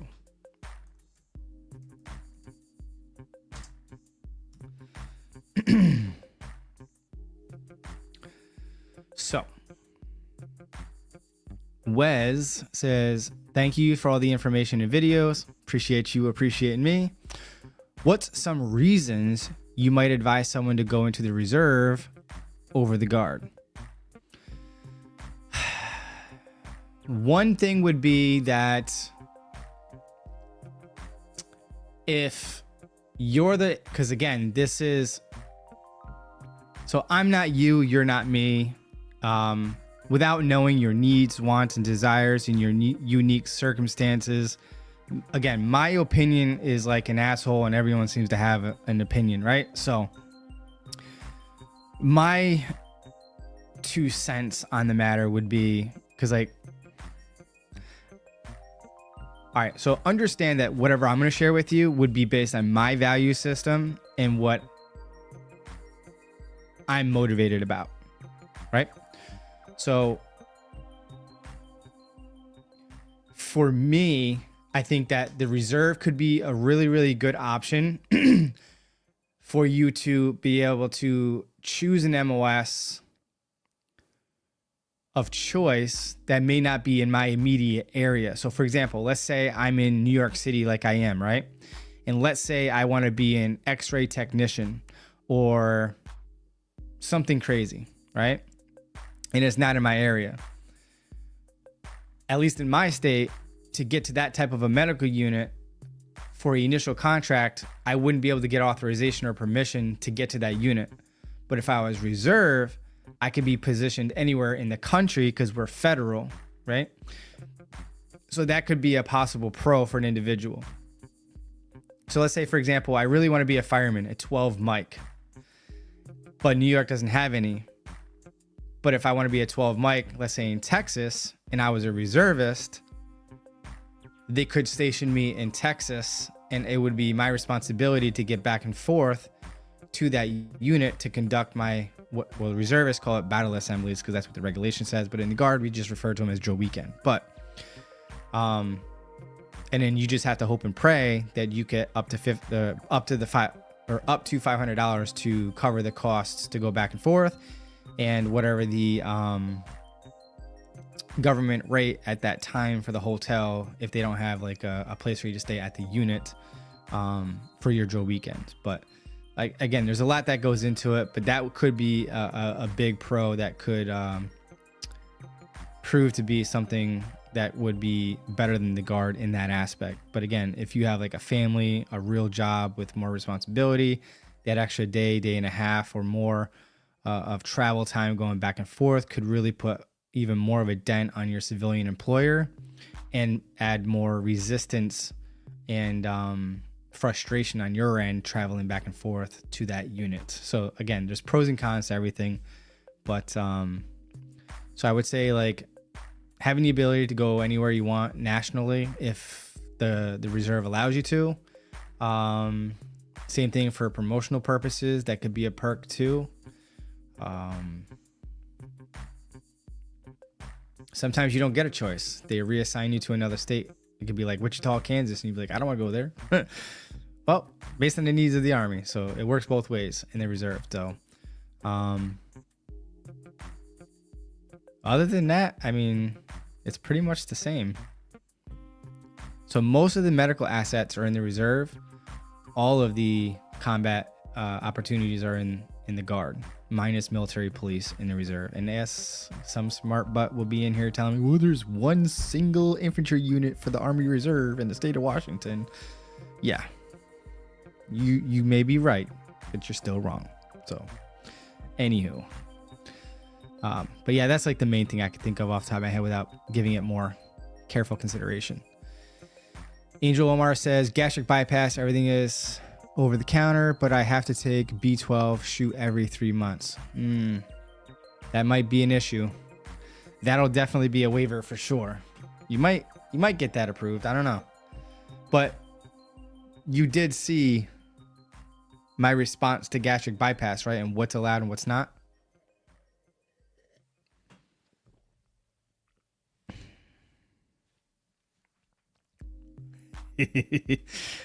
One of my applicants just said, I just finished the podcast. That exam was no joke. LOL. My head still hurts. Let's see. Kick Clip says, hashtag Team SWARTZ. Appreciate you. I just finished my high school diploma from Penn Foster at 31 years old and can't get a security clearance due to weed charge and repossession and collections. Thank you for everything. I appreciate you. Thank you very much. And yes, the repo and the weed charge is and the collections is definitely going to prevent you from getting majority, if not all, secret clearance and top secret clearance positions. So that is unfortunate, but get your foot in the door. Like I said earlier in the stream, I'm not sure if you were here, but I'll give you a really quick summary. Think of joining the military like building your credit. As a new person coming in with these things in your past, you're a high risk soldier. So we're not going to trust any character references that you bring to us now, but by doing 3 or 4 years in the military, you build up your credit through your work experience or your work ethic, how you carry yourself, how you do your work, how you go above and beyond, how you work well with others, and so on and so forth. So at the end of those 3 or 4 years, when you're negotiating your new contract, now you have a history of being a phenomenal soldier that when you sit down with an investigator at that point, they can reach out to your prior leadership, like your squad leaders, platoon sergeants, platoon leaders, first sergeants, and company commanders and such. And if they all say great stuff for you, then those types of opportunities could possibly be afforded to you at that time. So hopefully that makes sense. Rover says, what significant difference is between a 3-year and a 6-year contract? So if you're talking about the Guard and the Reserve, the main difference between the 3 and the 6, other than a 3-year difference, is the Montgomery GI Bill. So as a reservist and a National Guard soldier, as far as the GI Bill goes, you're only eligible for the 1606 Select Reserve Montgomery GI Bill. And that is the only difference between the 3-year and the 6-year. The federal tuition is both the same. Like all the federal benefits are the same. The only difference between the Guard and Reserve in either one of these 2 contracts is the state tuition assistance is added to the federal tuition. So I'll add this video here for you to check out. If you're still here, let me know if you are down in the chat.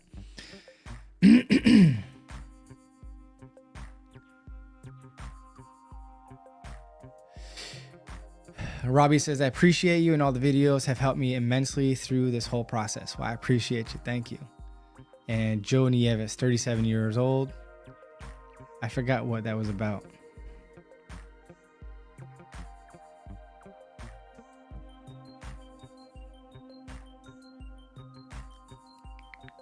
I was told, like, oh, you're fine, Joe. I say find a different active duty recruiter. I don't know why they're telling you that you can't go active duty, because I had my active duty friends here on the chat tell me that 42 was the age cutoff for active duty. And I'll show you right here. I don't know if you can see that. Can you see it? Hopefully you can see it. But they said 42.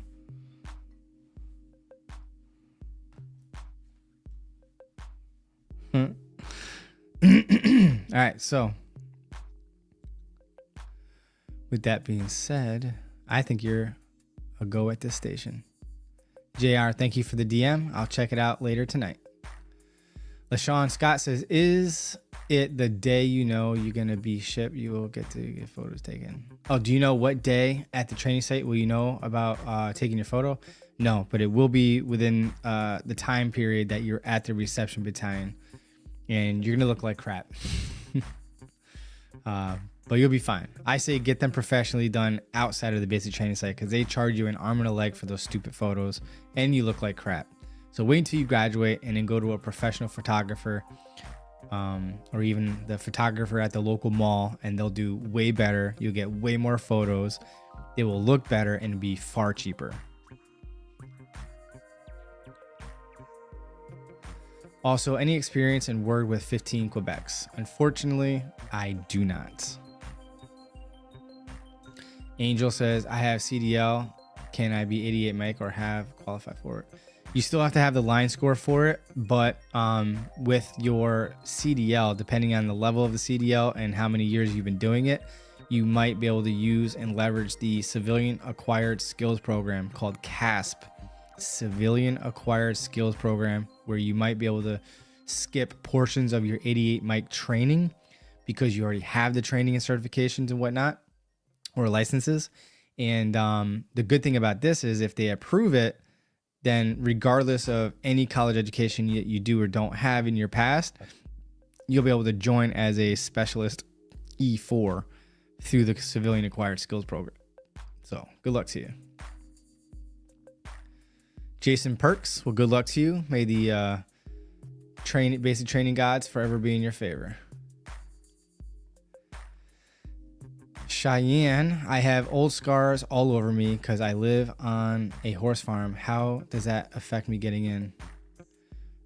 As long as they don't look like linear scars consistent with someone cutting themselves, you should be fine. So as long as your scars and your backstory makes sense and believable, then you'll be fine.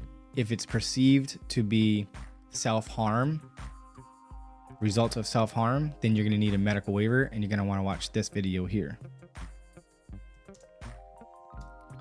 Hopefully that makes sense.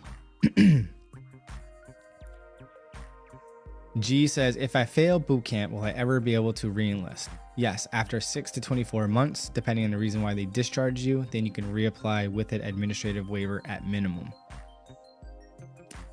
Kick Clip says, I'm in the group, or I'm in that group, and my recruiter is amazing. His name is Dennis Wheeler. Oh yeah, I've seen him around. Absolutely.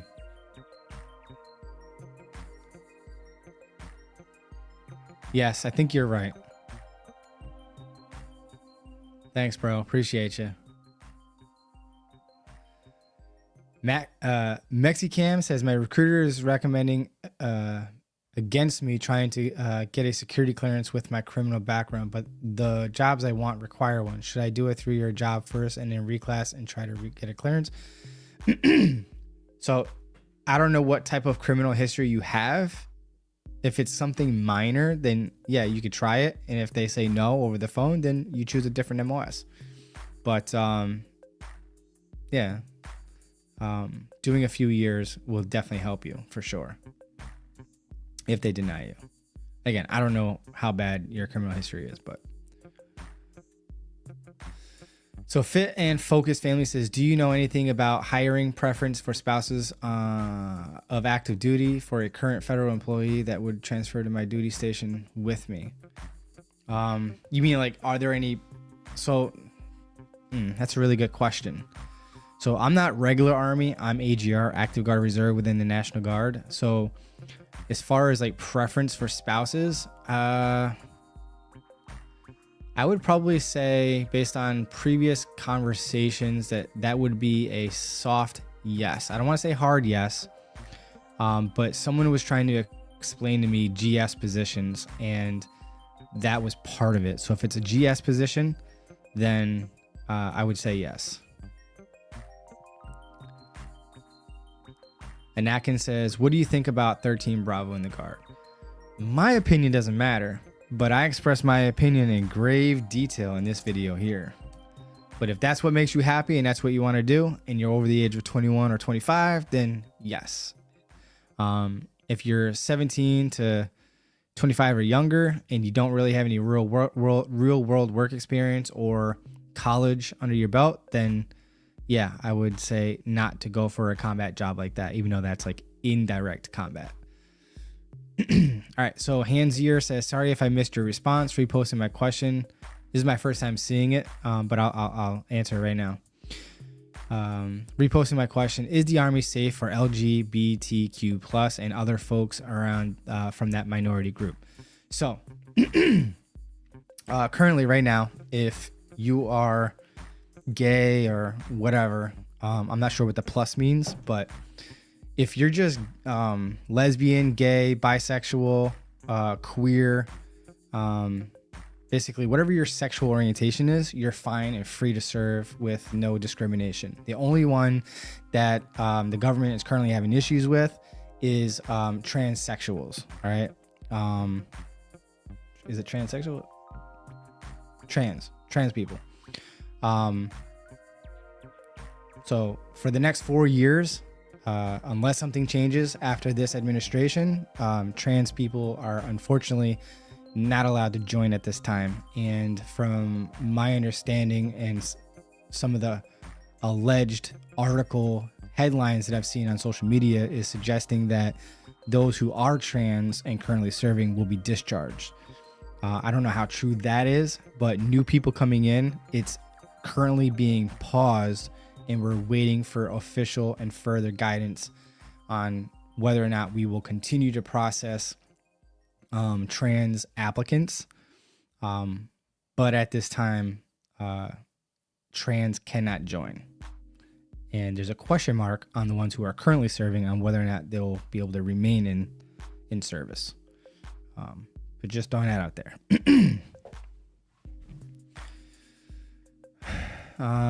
Augustin Valdovino says, hi, I'm 33 years old and living in California. I'm interested in enlisting, but I have child support order. Can I still enlist, and how would that work? So Augustin, are you currently married, and are you going full-time in the regular Army, or are you looking to go in the Guard or Reserve? Let me know.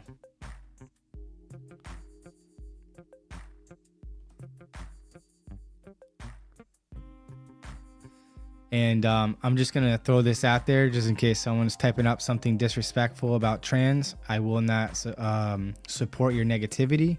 So if you got something negative to say about trans applicants and trans soldiers, keep your opinion to yourself. This will be a no political zone, and we will not be casting hate for anybody that is on this live stream or on this channel for that matter, because I will block your mother flower butt. Just saying. We will be respectful. All right, so back to the show. Yeah, so let me know. That's right. Clap, clap. What this one applicant said to me. He said, clock it or something to that effect. It's like drop the mic. At least that was his interpretation or explanation. Single and thinking reserve. All right, perfect. So Augustine, let me reread it. So a single person with child support looking to go reserve. So yes, you can still join. But here's the things that you have to think about. So when you can go in the Guard and you can go into reserve as a single parent with child support. So you'll be able to join, but you're going to need what we call a family care plan and or a dependency waiver. They're easy. Don't worry about it. All right. So you can join as a single parent in the reserve or Guard, but you cannot join as a single parent if you go in regular Army active duty. Okay. At least for the Army. Now, with that said, You have to find somebody who is willing to care for your child or children for the duration of your initial entry training, your weekend drills, your annual training of 2 to 3 weeks, any specialty schools or leadership schools that you go to, any rotations or deployments overseas. And the purpose of the family care plan is to designate someone as a legal guardian who assumes responsibility for your child, and with the legal guardianship notary document, it gives them the legal rights to speak on your behalf for legal and medical reasons. So if your kid goes to the emergency room or there's an issue at school, they can legally speak on your behalf and care for your child. It also protects the military, so you can't use your child or children as an excuse to why you can't attend drill weekends or military requirements. But that's too easy. All right, so that's how that works, and you can join. All right, but good question.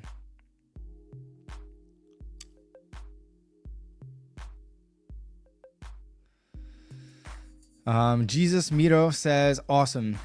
It makes sense. At least I know I'll be in great hands. Also, would the MOS incline to the new score, right, or random? I don't remember what we were talking about, honestly.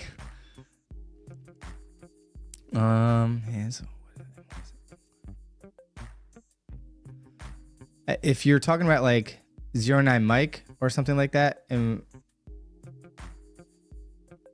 all right, so anytime that you're choosing an MOS is always going to be off of your latest line scores, regardless of what program or position you're in. Anytime you're choosing an MOS, it's always going to be based on your current line scores, citizenship, driver's license, and your ability to qualify for a secret clearance or higher, if that makes sense. Rover, I appreciate you appreciating me. Thank you. JR also says, any questions about the 09 Mike basic training AIT, may be able to answer as a recent go. All right, sounds good to me.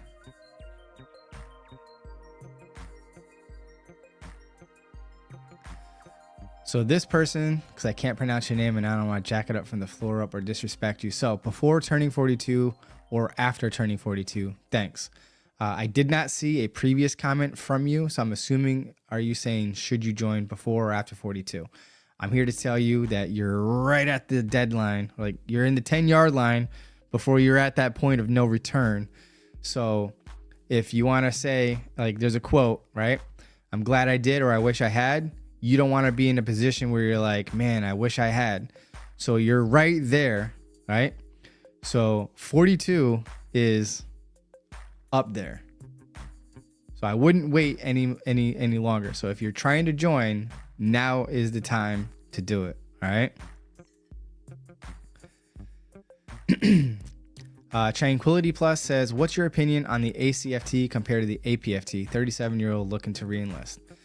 So I feel that the APFT was harder to pass at the minimum standard comparing the Army Combat Fitness Test to the ACFT.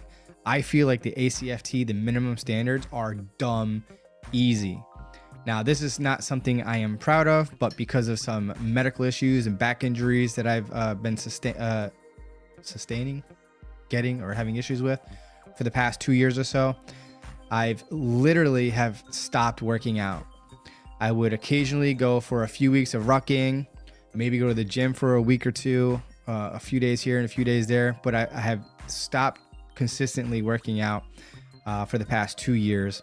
And I can attest that without working out, like completely not working out and gaining weight, that passing the minimum standards for the ACFT are too freaking easy.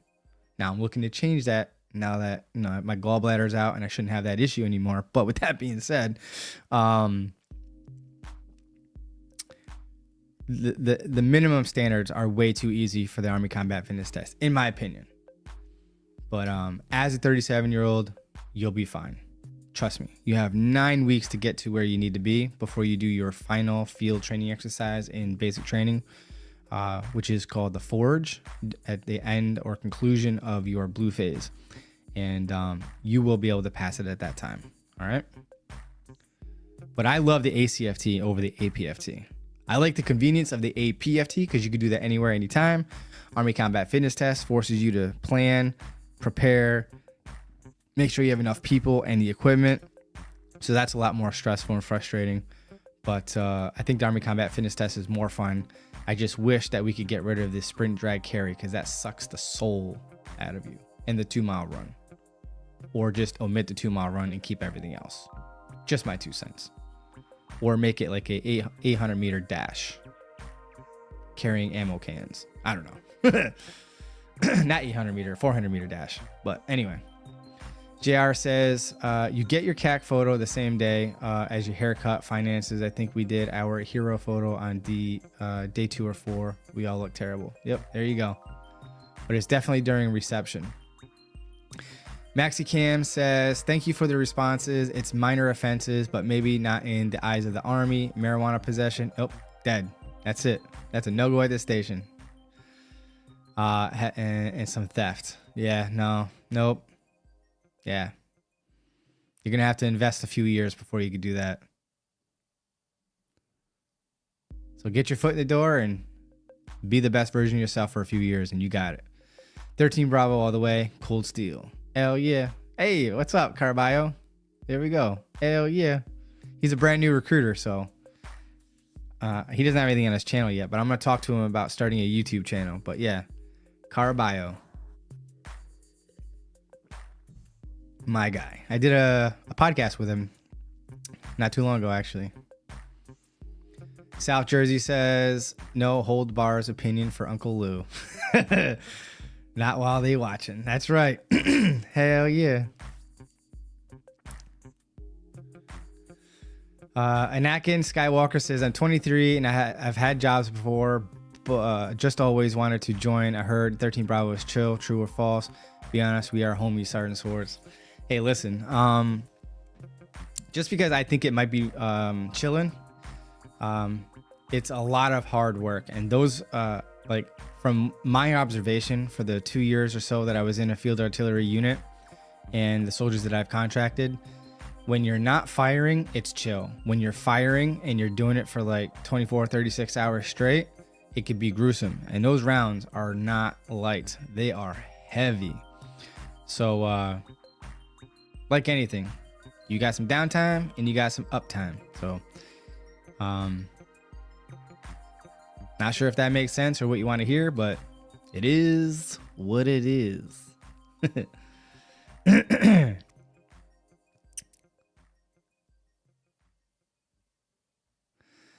That redneck, I've been here for 40 minutes waiting for you to answer my questions. Well, I'm at 8:37 right now with Anakin on the screen, and that was posted at 8:37. And to be honest with you, this is the first time that I saw your name, because it does stick out with the quote unquote redneck in your name, but I will get to you as soon as I can. That is the first comment that I've seen so far. So maybe you're using a word or a phrase that I have blocked for a specific reason. That could be why too. But you can always direct message me on Instagram. But just so you know, there are a lot of words that I have blocked on my channel for various reasons to prevent this channel becoming political or nonsense. So just throwing that out there. This person says, trying to make weight, and now I feel like I'm shipping out bloated with crap cardio, but I think I made weight. Well, I hope you made weight. Good luck to you. Have fun, make the best of it, make some friends, and get that W. G says, joining the Air Force, currently speaking with an Air Force recruiter. I qualify for BMT, which is equivalent to our basic training, but I know I won't physically pass. What do you recommend? Train then, come back, or hope that basic will make me pass? I'm not quite sure how intense their basic training is. It's usually like part of a pun or a joke amongst the branches to how easy their training is. But I would assume that as long as you apply yourself and you don't quit and you push yourself beyond your perceived limits, that you'll have more than enough training to pass the minimum standards by the time you graduate from basic training and build upon that afterward. It's all about mindset and the effort you put into anything and everything that you do. All right, remember that. It's you versus you. Jim H says, do prior service from sister branches get a shorter basic training and Bay? So Jim H, when you're going at least guard and possibly regular Army Reserve, ask about the Army's AIC, the Army Integration Course. So you might be able to sign for that at time of enlistment, or you'll join with the understanding that you're going to do the full 10 weeks of basic training and apply for an exception to policy to either do the AIC or to not do the basic training. That usually doesn't get approved for you, and you usually have to do the full basic training if you're not directly going to AIC, the Army Integrated Course, which is a 5-week program, basically white phase through blue phase. So everyone has to have a weapons qualification. So you basically start in BRM, basic rifle marksmanship, and the rest of the basic training requirements for the rest of the time that you're there. So that may be an option for you. So ask your recruiter about the prior service Army Integration Course. That is 5 weeks long. Cade Kia says, I'm prior service, but was only in for 1 year. General discharge. Do I need a waiver to reenlist? If you were prematurely discharged, yes. If you did a try one and only did 1 year and you finished your time and it's completion of your required service, then no waiver required, because more than likely you were honorably discharged with a reenlistment code of RE1 with the SBD code of MKB, I believe it is, meaning that you just completed your required service, essentially. Hopefully that makes sense.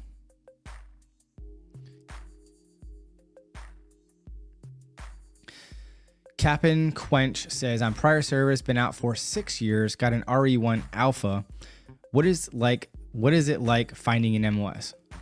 Captain Quench, are you going regular Army full time, or are you going Army Reserve or National Guard? Because two things will happen. Let me know. I'll pay attention to my iPad here so I can see your response, and I'll let you know. Cade Kia, appreciate that. You're very welcome. Fallen Soldier says, hey, I'm enlisted in the California Army National Guard and ship out in July after I graduate school. I'm 11 Bravo Infantry going to Georgia to Fort Moore. Any tips for OSA on how to handle the heat and make sure I take care of myself? My advice to you is during each meal, use the salt packets so you get the extra sodium inside your system to help retain water. Drink plenty of water and drink Powerade as often as you possibly can. Try to stay cool as possibly you can. You're going to follow the heat index, whether your arms are bloused, your boots are unbloused, and stuff like that. They have this thing called arm immersion, which is basically a 55-gallon drum that's cut in half that they fill up with ice and water, and you submerge your arms up to your armpits into that iced water for 30 to 60 seconds. That actually helps out a lot. It cools off the blood in the system.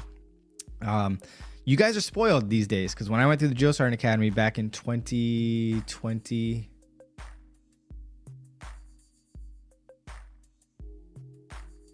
how was my date not on there? I can't remember. I think it was 2020. Man. Yeah, 2020. July 18th was the graduation date, I think, in 2020. Anyway, they have these fans with water reservoirs at the bottom. It's whack. But it was cool. It was nice to have. But it sprays water on you with a fan. So that's what I recommend. So, and sunblock, obviously. But you'll be all right. And they'll teach you about hot weather injuries and things to look out for and all that good stuff. But salt packets, drink plenty of water, Powerade, and stay in the shade as much as possible. And try to stay as cool as you possibly can. But you'll be all right.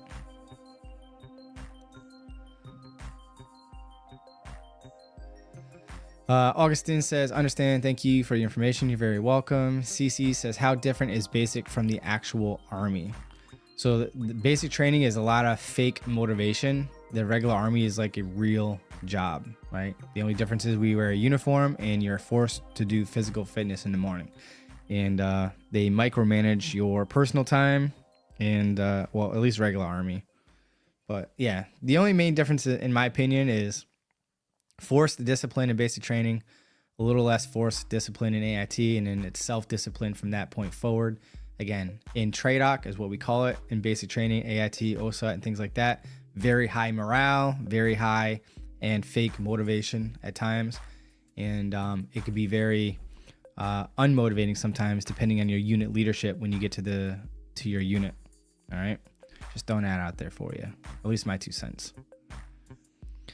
But nonetheless, what you put into this opportunity, the dialogue that's inside your head, how well you perform, and how well you're perceived to be of a good soldier will dictate your experience. So if you're talking to people who are currently serving or previously served, understand that that's their experience. You don't know their work ethic, their attitude, how well they do their job, if they go above and beyond, or if they're a minimalist or a subpar soldier. So just take that with a grain of salt, whatever is being shared with you if you're talking to others. You drive the train, all right? Hanzier also says, are there any travel benefits for soldiers, such as discount flights, cruises, hotels? If so, what are the steps a soldier could take to use those resources, and is National Guard eligible too? Oh, there's all kinds of different things. I don't know them off the top of my head other than Space Aid Travel.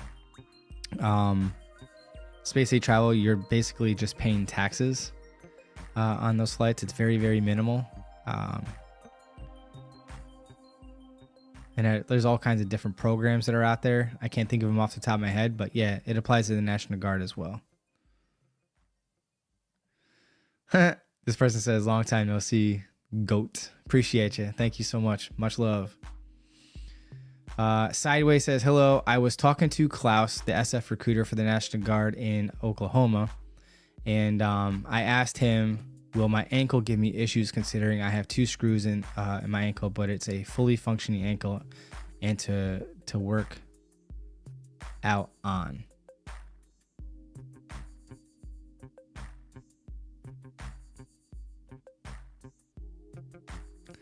And you also said, long time ago, haven't had them dislocated for a while, but no surgeries on them. Only surgery I have had on my ankle. Told me I will be fine and not to worry about it because I want to go active and to get 18X contract. What's your thoughts? My thoughts is, if that's what you want to do, then go for it. And the only way to know if you're going to do well is to go for it. Now, I am not a Special Forces recruiter, so my opinion does not matter. But as long as you qualify for a medical waiver, then you'll be good enough for Special Forces. Now, when you're going through training, my advice to you is don't be a hero. Don't necessarily nurse it, but be cautious with your ankle. So don't be a hero and go above and beyond or do something beyond your capabilities because of an ego. Check your ego at the door. Work within your limits. Accomplish the mission as quickly and swiftly and correctly as possible. And just try to prevent injury, if that makes sense. But this was my podcast interview with him and his office partner. If you want to go check that out, it's coming in the chat box right now. Tranquility Plus says, appreciate the honest response. Always look forward to your videos. Well, I appreciate that. And that's what it's all about. Keeping it 100. That redneck says, I've been here for over 40 minutes waiting for you to answer my question or acknowledgement as to why you couldn't answer. Would have been better than skipping over and deleting it and wasting my time. Well, I'm assuming that redneck that you are not here, but I am at no obligation to answer any one of your questions that I did not see. Because again, as previously described, when I saw this earlier on my iPad before I got to this one, because of your uniqueness in your name, I have not seen any other messages. So as previously described,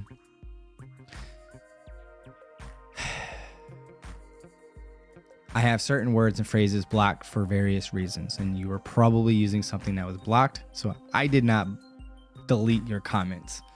It's probably hidden from both of us because I don't play those games here. But with that being said, you can direct message me if you want.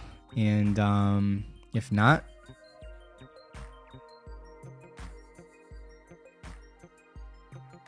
see you around maybe. I don't know. John Doe, BLC bound tomorrow for that E6. Fort Dix chicks bound. Wish me luck. Good luck. Have fun. Make the best of it. Learn something. And I will tell you this. Every time I go to a leadership school, I realize how effed up leadership really is. It is an eye-opening experience to see and learn how it's supposed to be. And it's usually not. So good luck. Have fun, John Doe.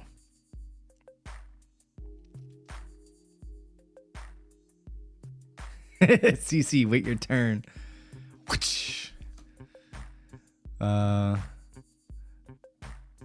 Daniel or Danielle says, my recruiter blocked me because I didn't pass the ASVAB. That's so childish. Why do recruiters do that? It's so retarded. Mexicam says, yes sir, will do. Thank you for your information. I appreciate it more than you know. Your content is very informative and you yourself have helped me make educated decisions for the Army. Thank you, Sergeant Swartz, and I appreciate you saying this. Thank you very much. That is awesome. There you go. Someone said it. Clock it.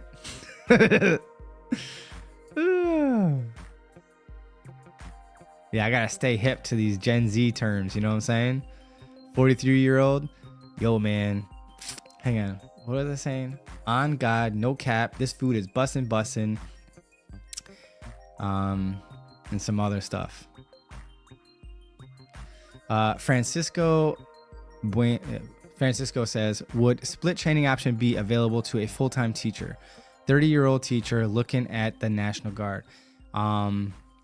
This sounds familiar. I think I saw a comment on this on one of my pages not too long ago. I didn't get around to responding to it, but glad you're here. And if you're still here, you'll hear my response. And if not, you'll eventually see, if it is you, my response later when I respond to your comment. But when it comes to the split training option, I have a video that will talk about it, but it's not, I didn't talk about it from a teacher's perspective. But here's how it works, all right? At some point, no matter what, you're gonna have to miss a portion of at least a semester, right? So when I say semester, I don't know if that's what it's really called in high school, but like the first half of the school year or the second half, but here it works, right?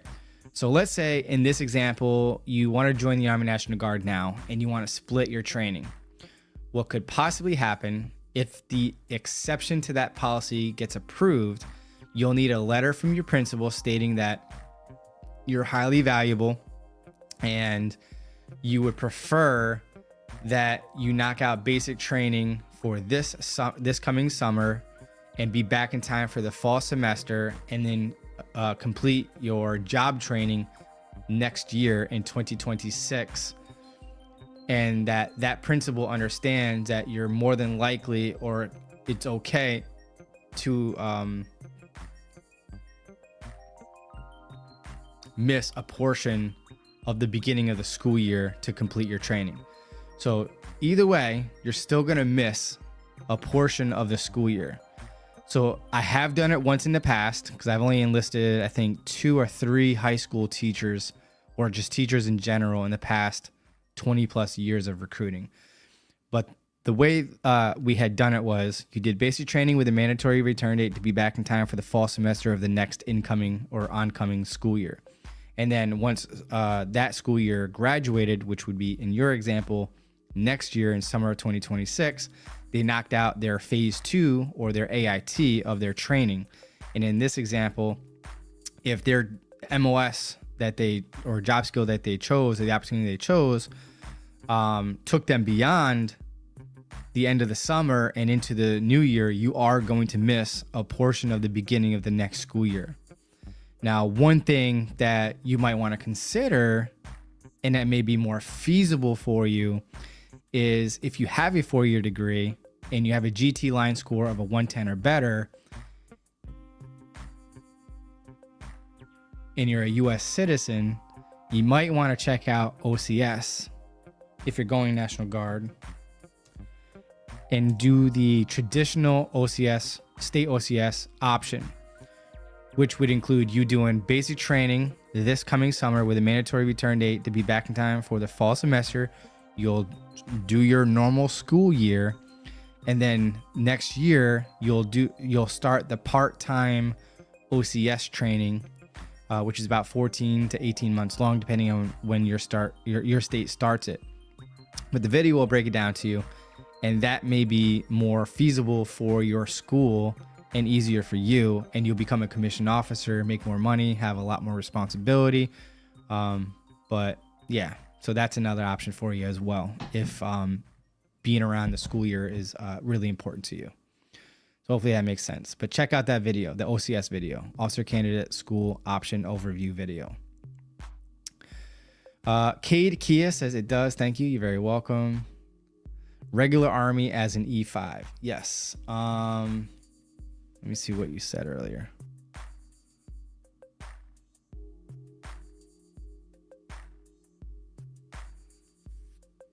Hang on, I gotta scroll back up to see what you said prior to that because I don't remember.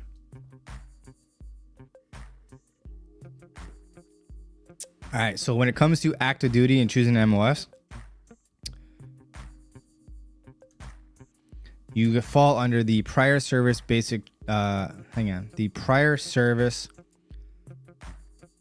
business rules. I just posted a link, and you can double check with your active duty recruiter. If you have another MOS or opportunity in mind, definitely ask your active duty recruiter if it would be a possibility. Now, under normal circumstances, it is kind of like this only list is all prior service individuals are authorized, but you do not have to come in to into the regular Army in your previous MOS in the Marine Corps. Whatever you guys call it in the Marine Corps, rate or whatever. But if your MOS in the Marine Corps does not convert over to an Army MOS, either way, you can reclass into a new MOS is basically what your question was. So as long as you have the line scores for it and you're otherwise eligible for it, you can change your MOS. But because you're going regular Army, full-time active duty, then you may be subjected to that prior service business rule link that I posted in the chat box. Hopefully that makes sense. Can you explain what an RE code 4 is? And I had a friend who got an RE code 4 and got a dishonorable discharge and is barred from enlisting back into the military. Yeah, RE4 means do not pass go, do not collect $200. You are not authorized to come back into this branch of service ever again unless you have an honorable discharge. But if this person got an RE4 and a dishonorable discharge, you have to understand that if you're getting an actual dishonorable discharge, like you're doing some royally effed up thing or things to get a dishonorable discharge. They don't give those out easily. So that means this person repeatedly or did something major. That's what it means.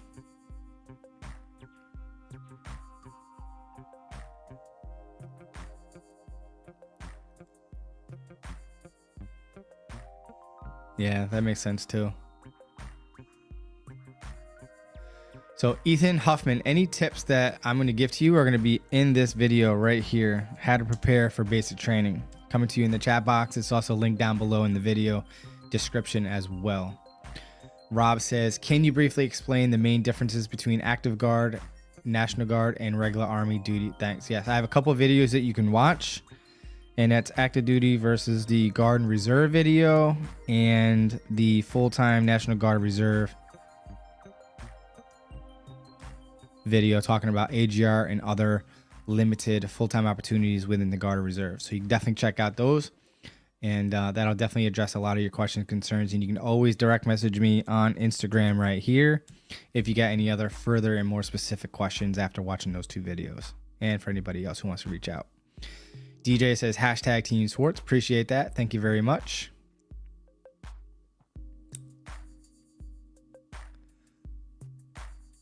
And Nakin, did he post another comment that I didn't see? Clock it.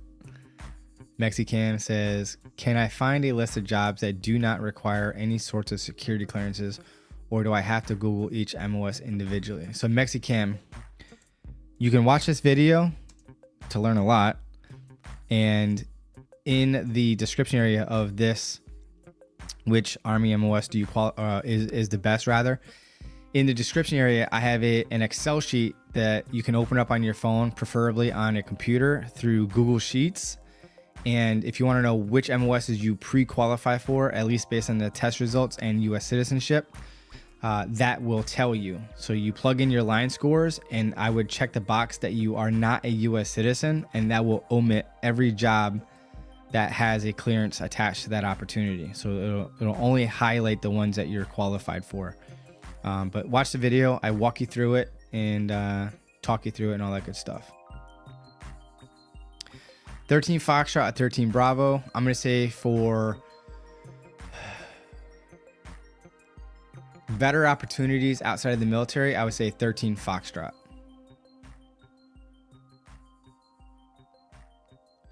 John Doe, why do you think leadership is jacked up at leadership schools?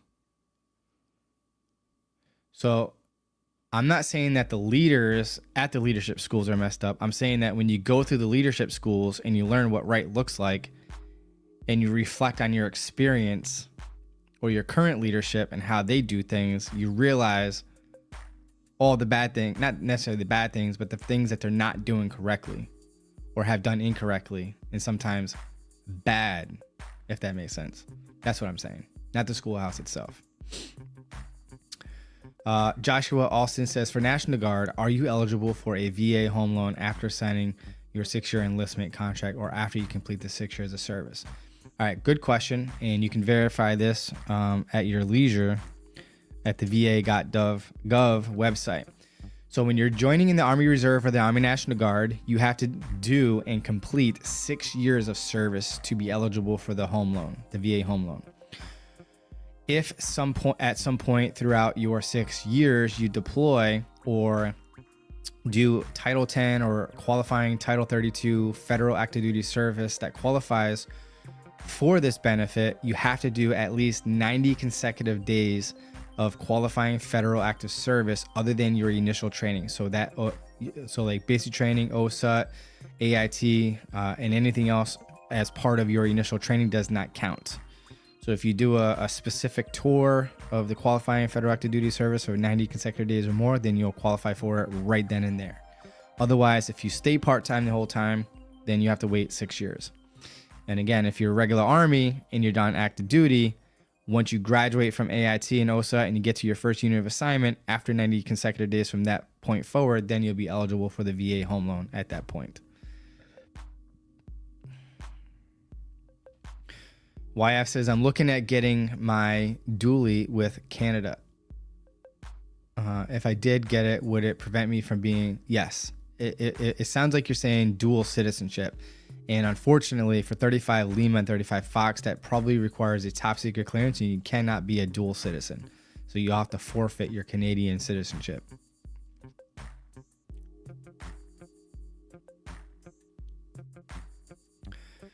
Hanzier says, I have a bachelor's degree and verified my PICAT scores and qualified for OCS with a 117 GT score, but I was told that I couldn't move forward to MEPS unless I lose weight. I am 27 years old, 5'11", and 225 pounds. What was your body fat percentage? I asked you this earlier, or maybe it was somebody else. All right, the reason why I asked that is I've had people as short as 5'5" or 5'8" at 225 pounds and be within the body fat standards.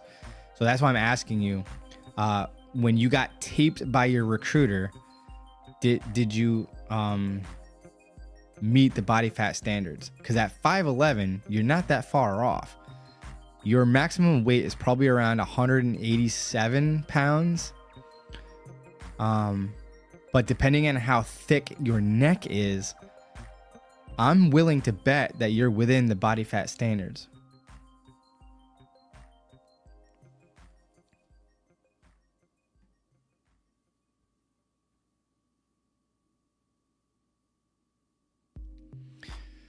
Cheyenne Craft says, does the National Guard accept homeschool diploma? Love your videos. Yes, once it gets verified by the public school system, because it's got to be evaluated. And I forgot the technical term for it because I don't deal with this a lot. But if the state's Board of Education evaluates it and certifies it, then you're fine. So it's got to go through the state Board of Ed to be evaluated and accredited, I guess. And then you're good to go. And you're very welcome. Froggin and Waves, or The Waves, says shipping out in February. Infantry option 4.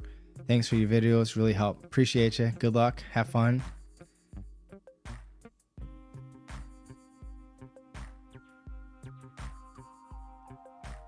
Yeah, that sucks.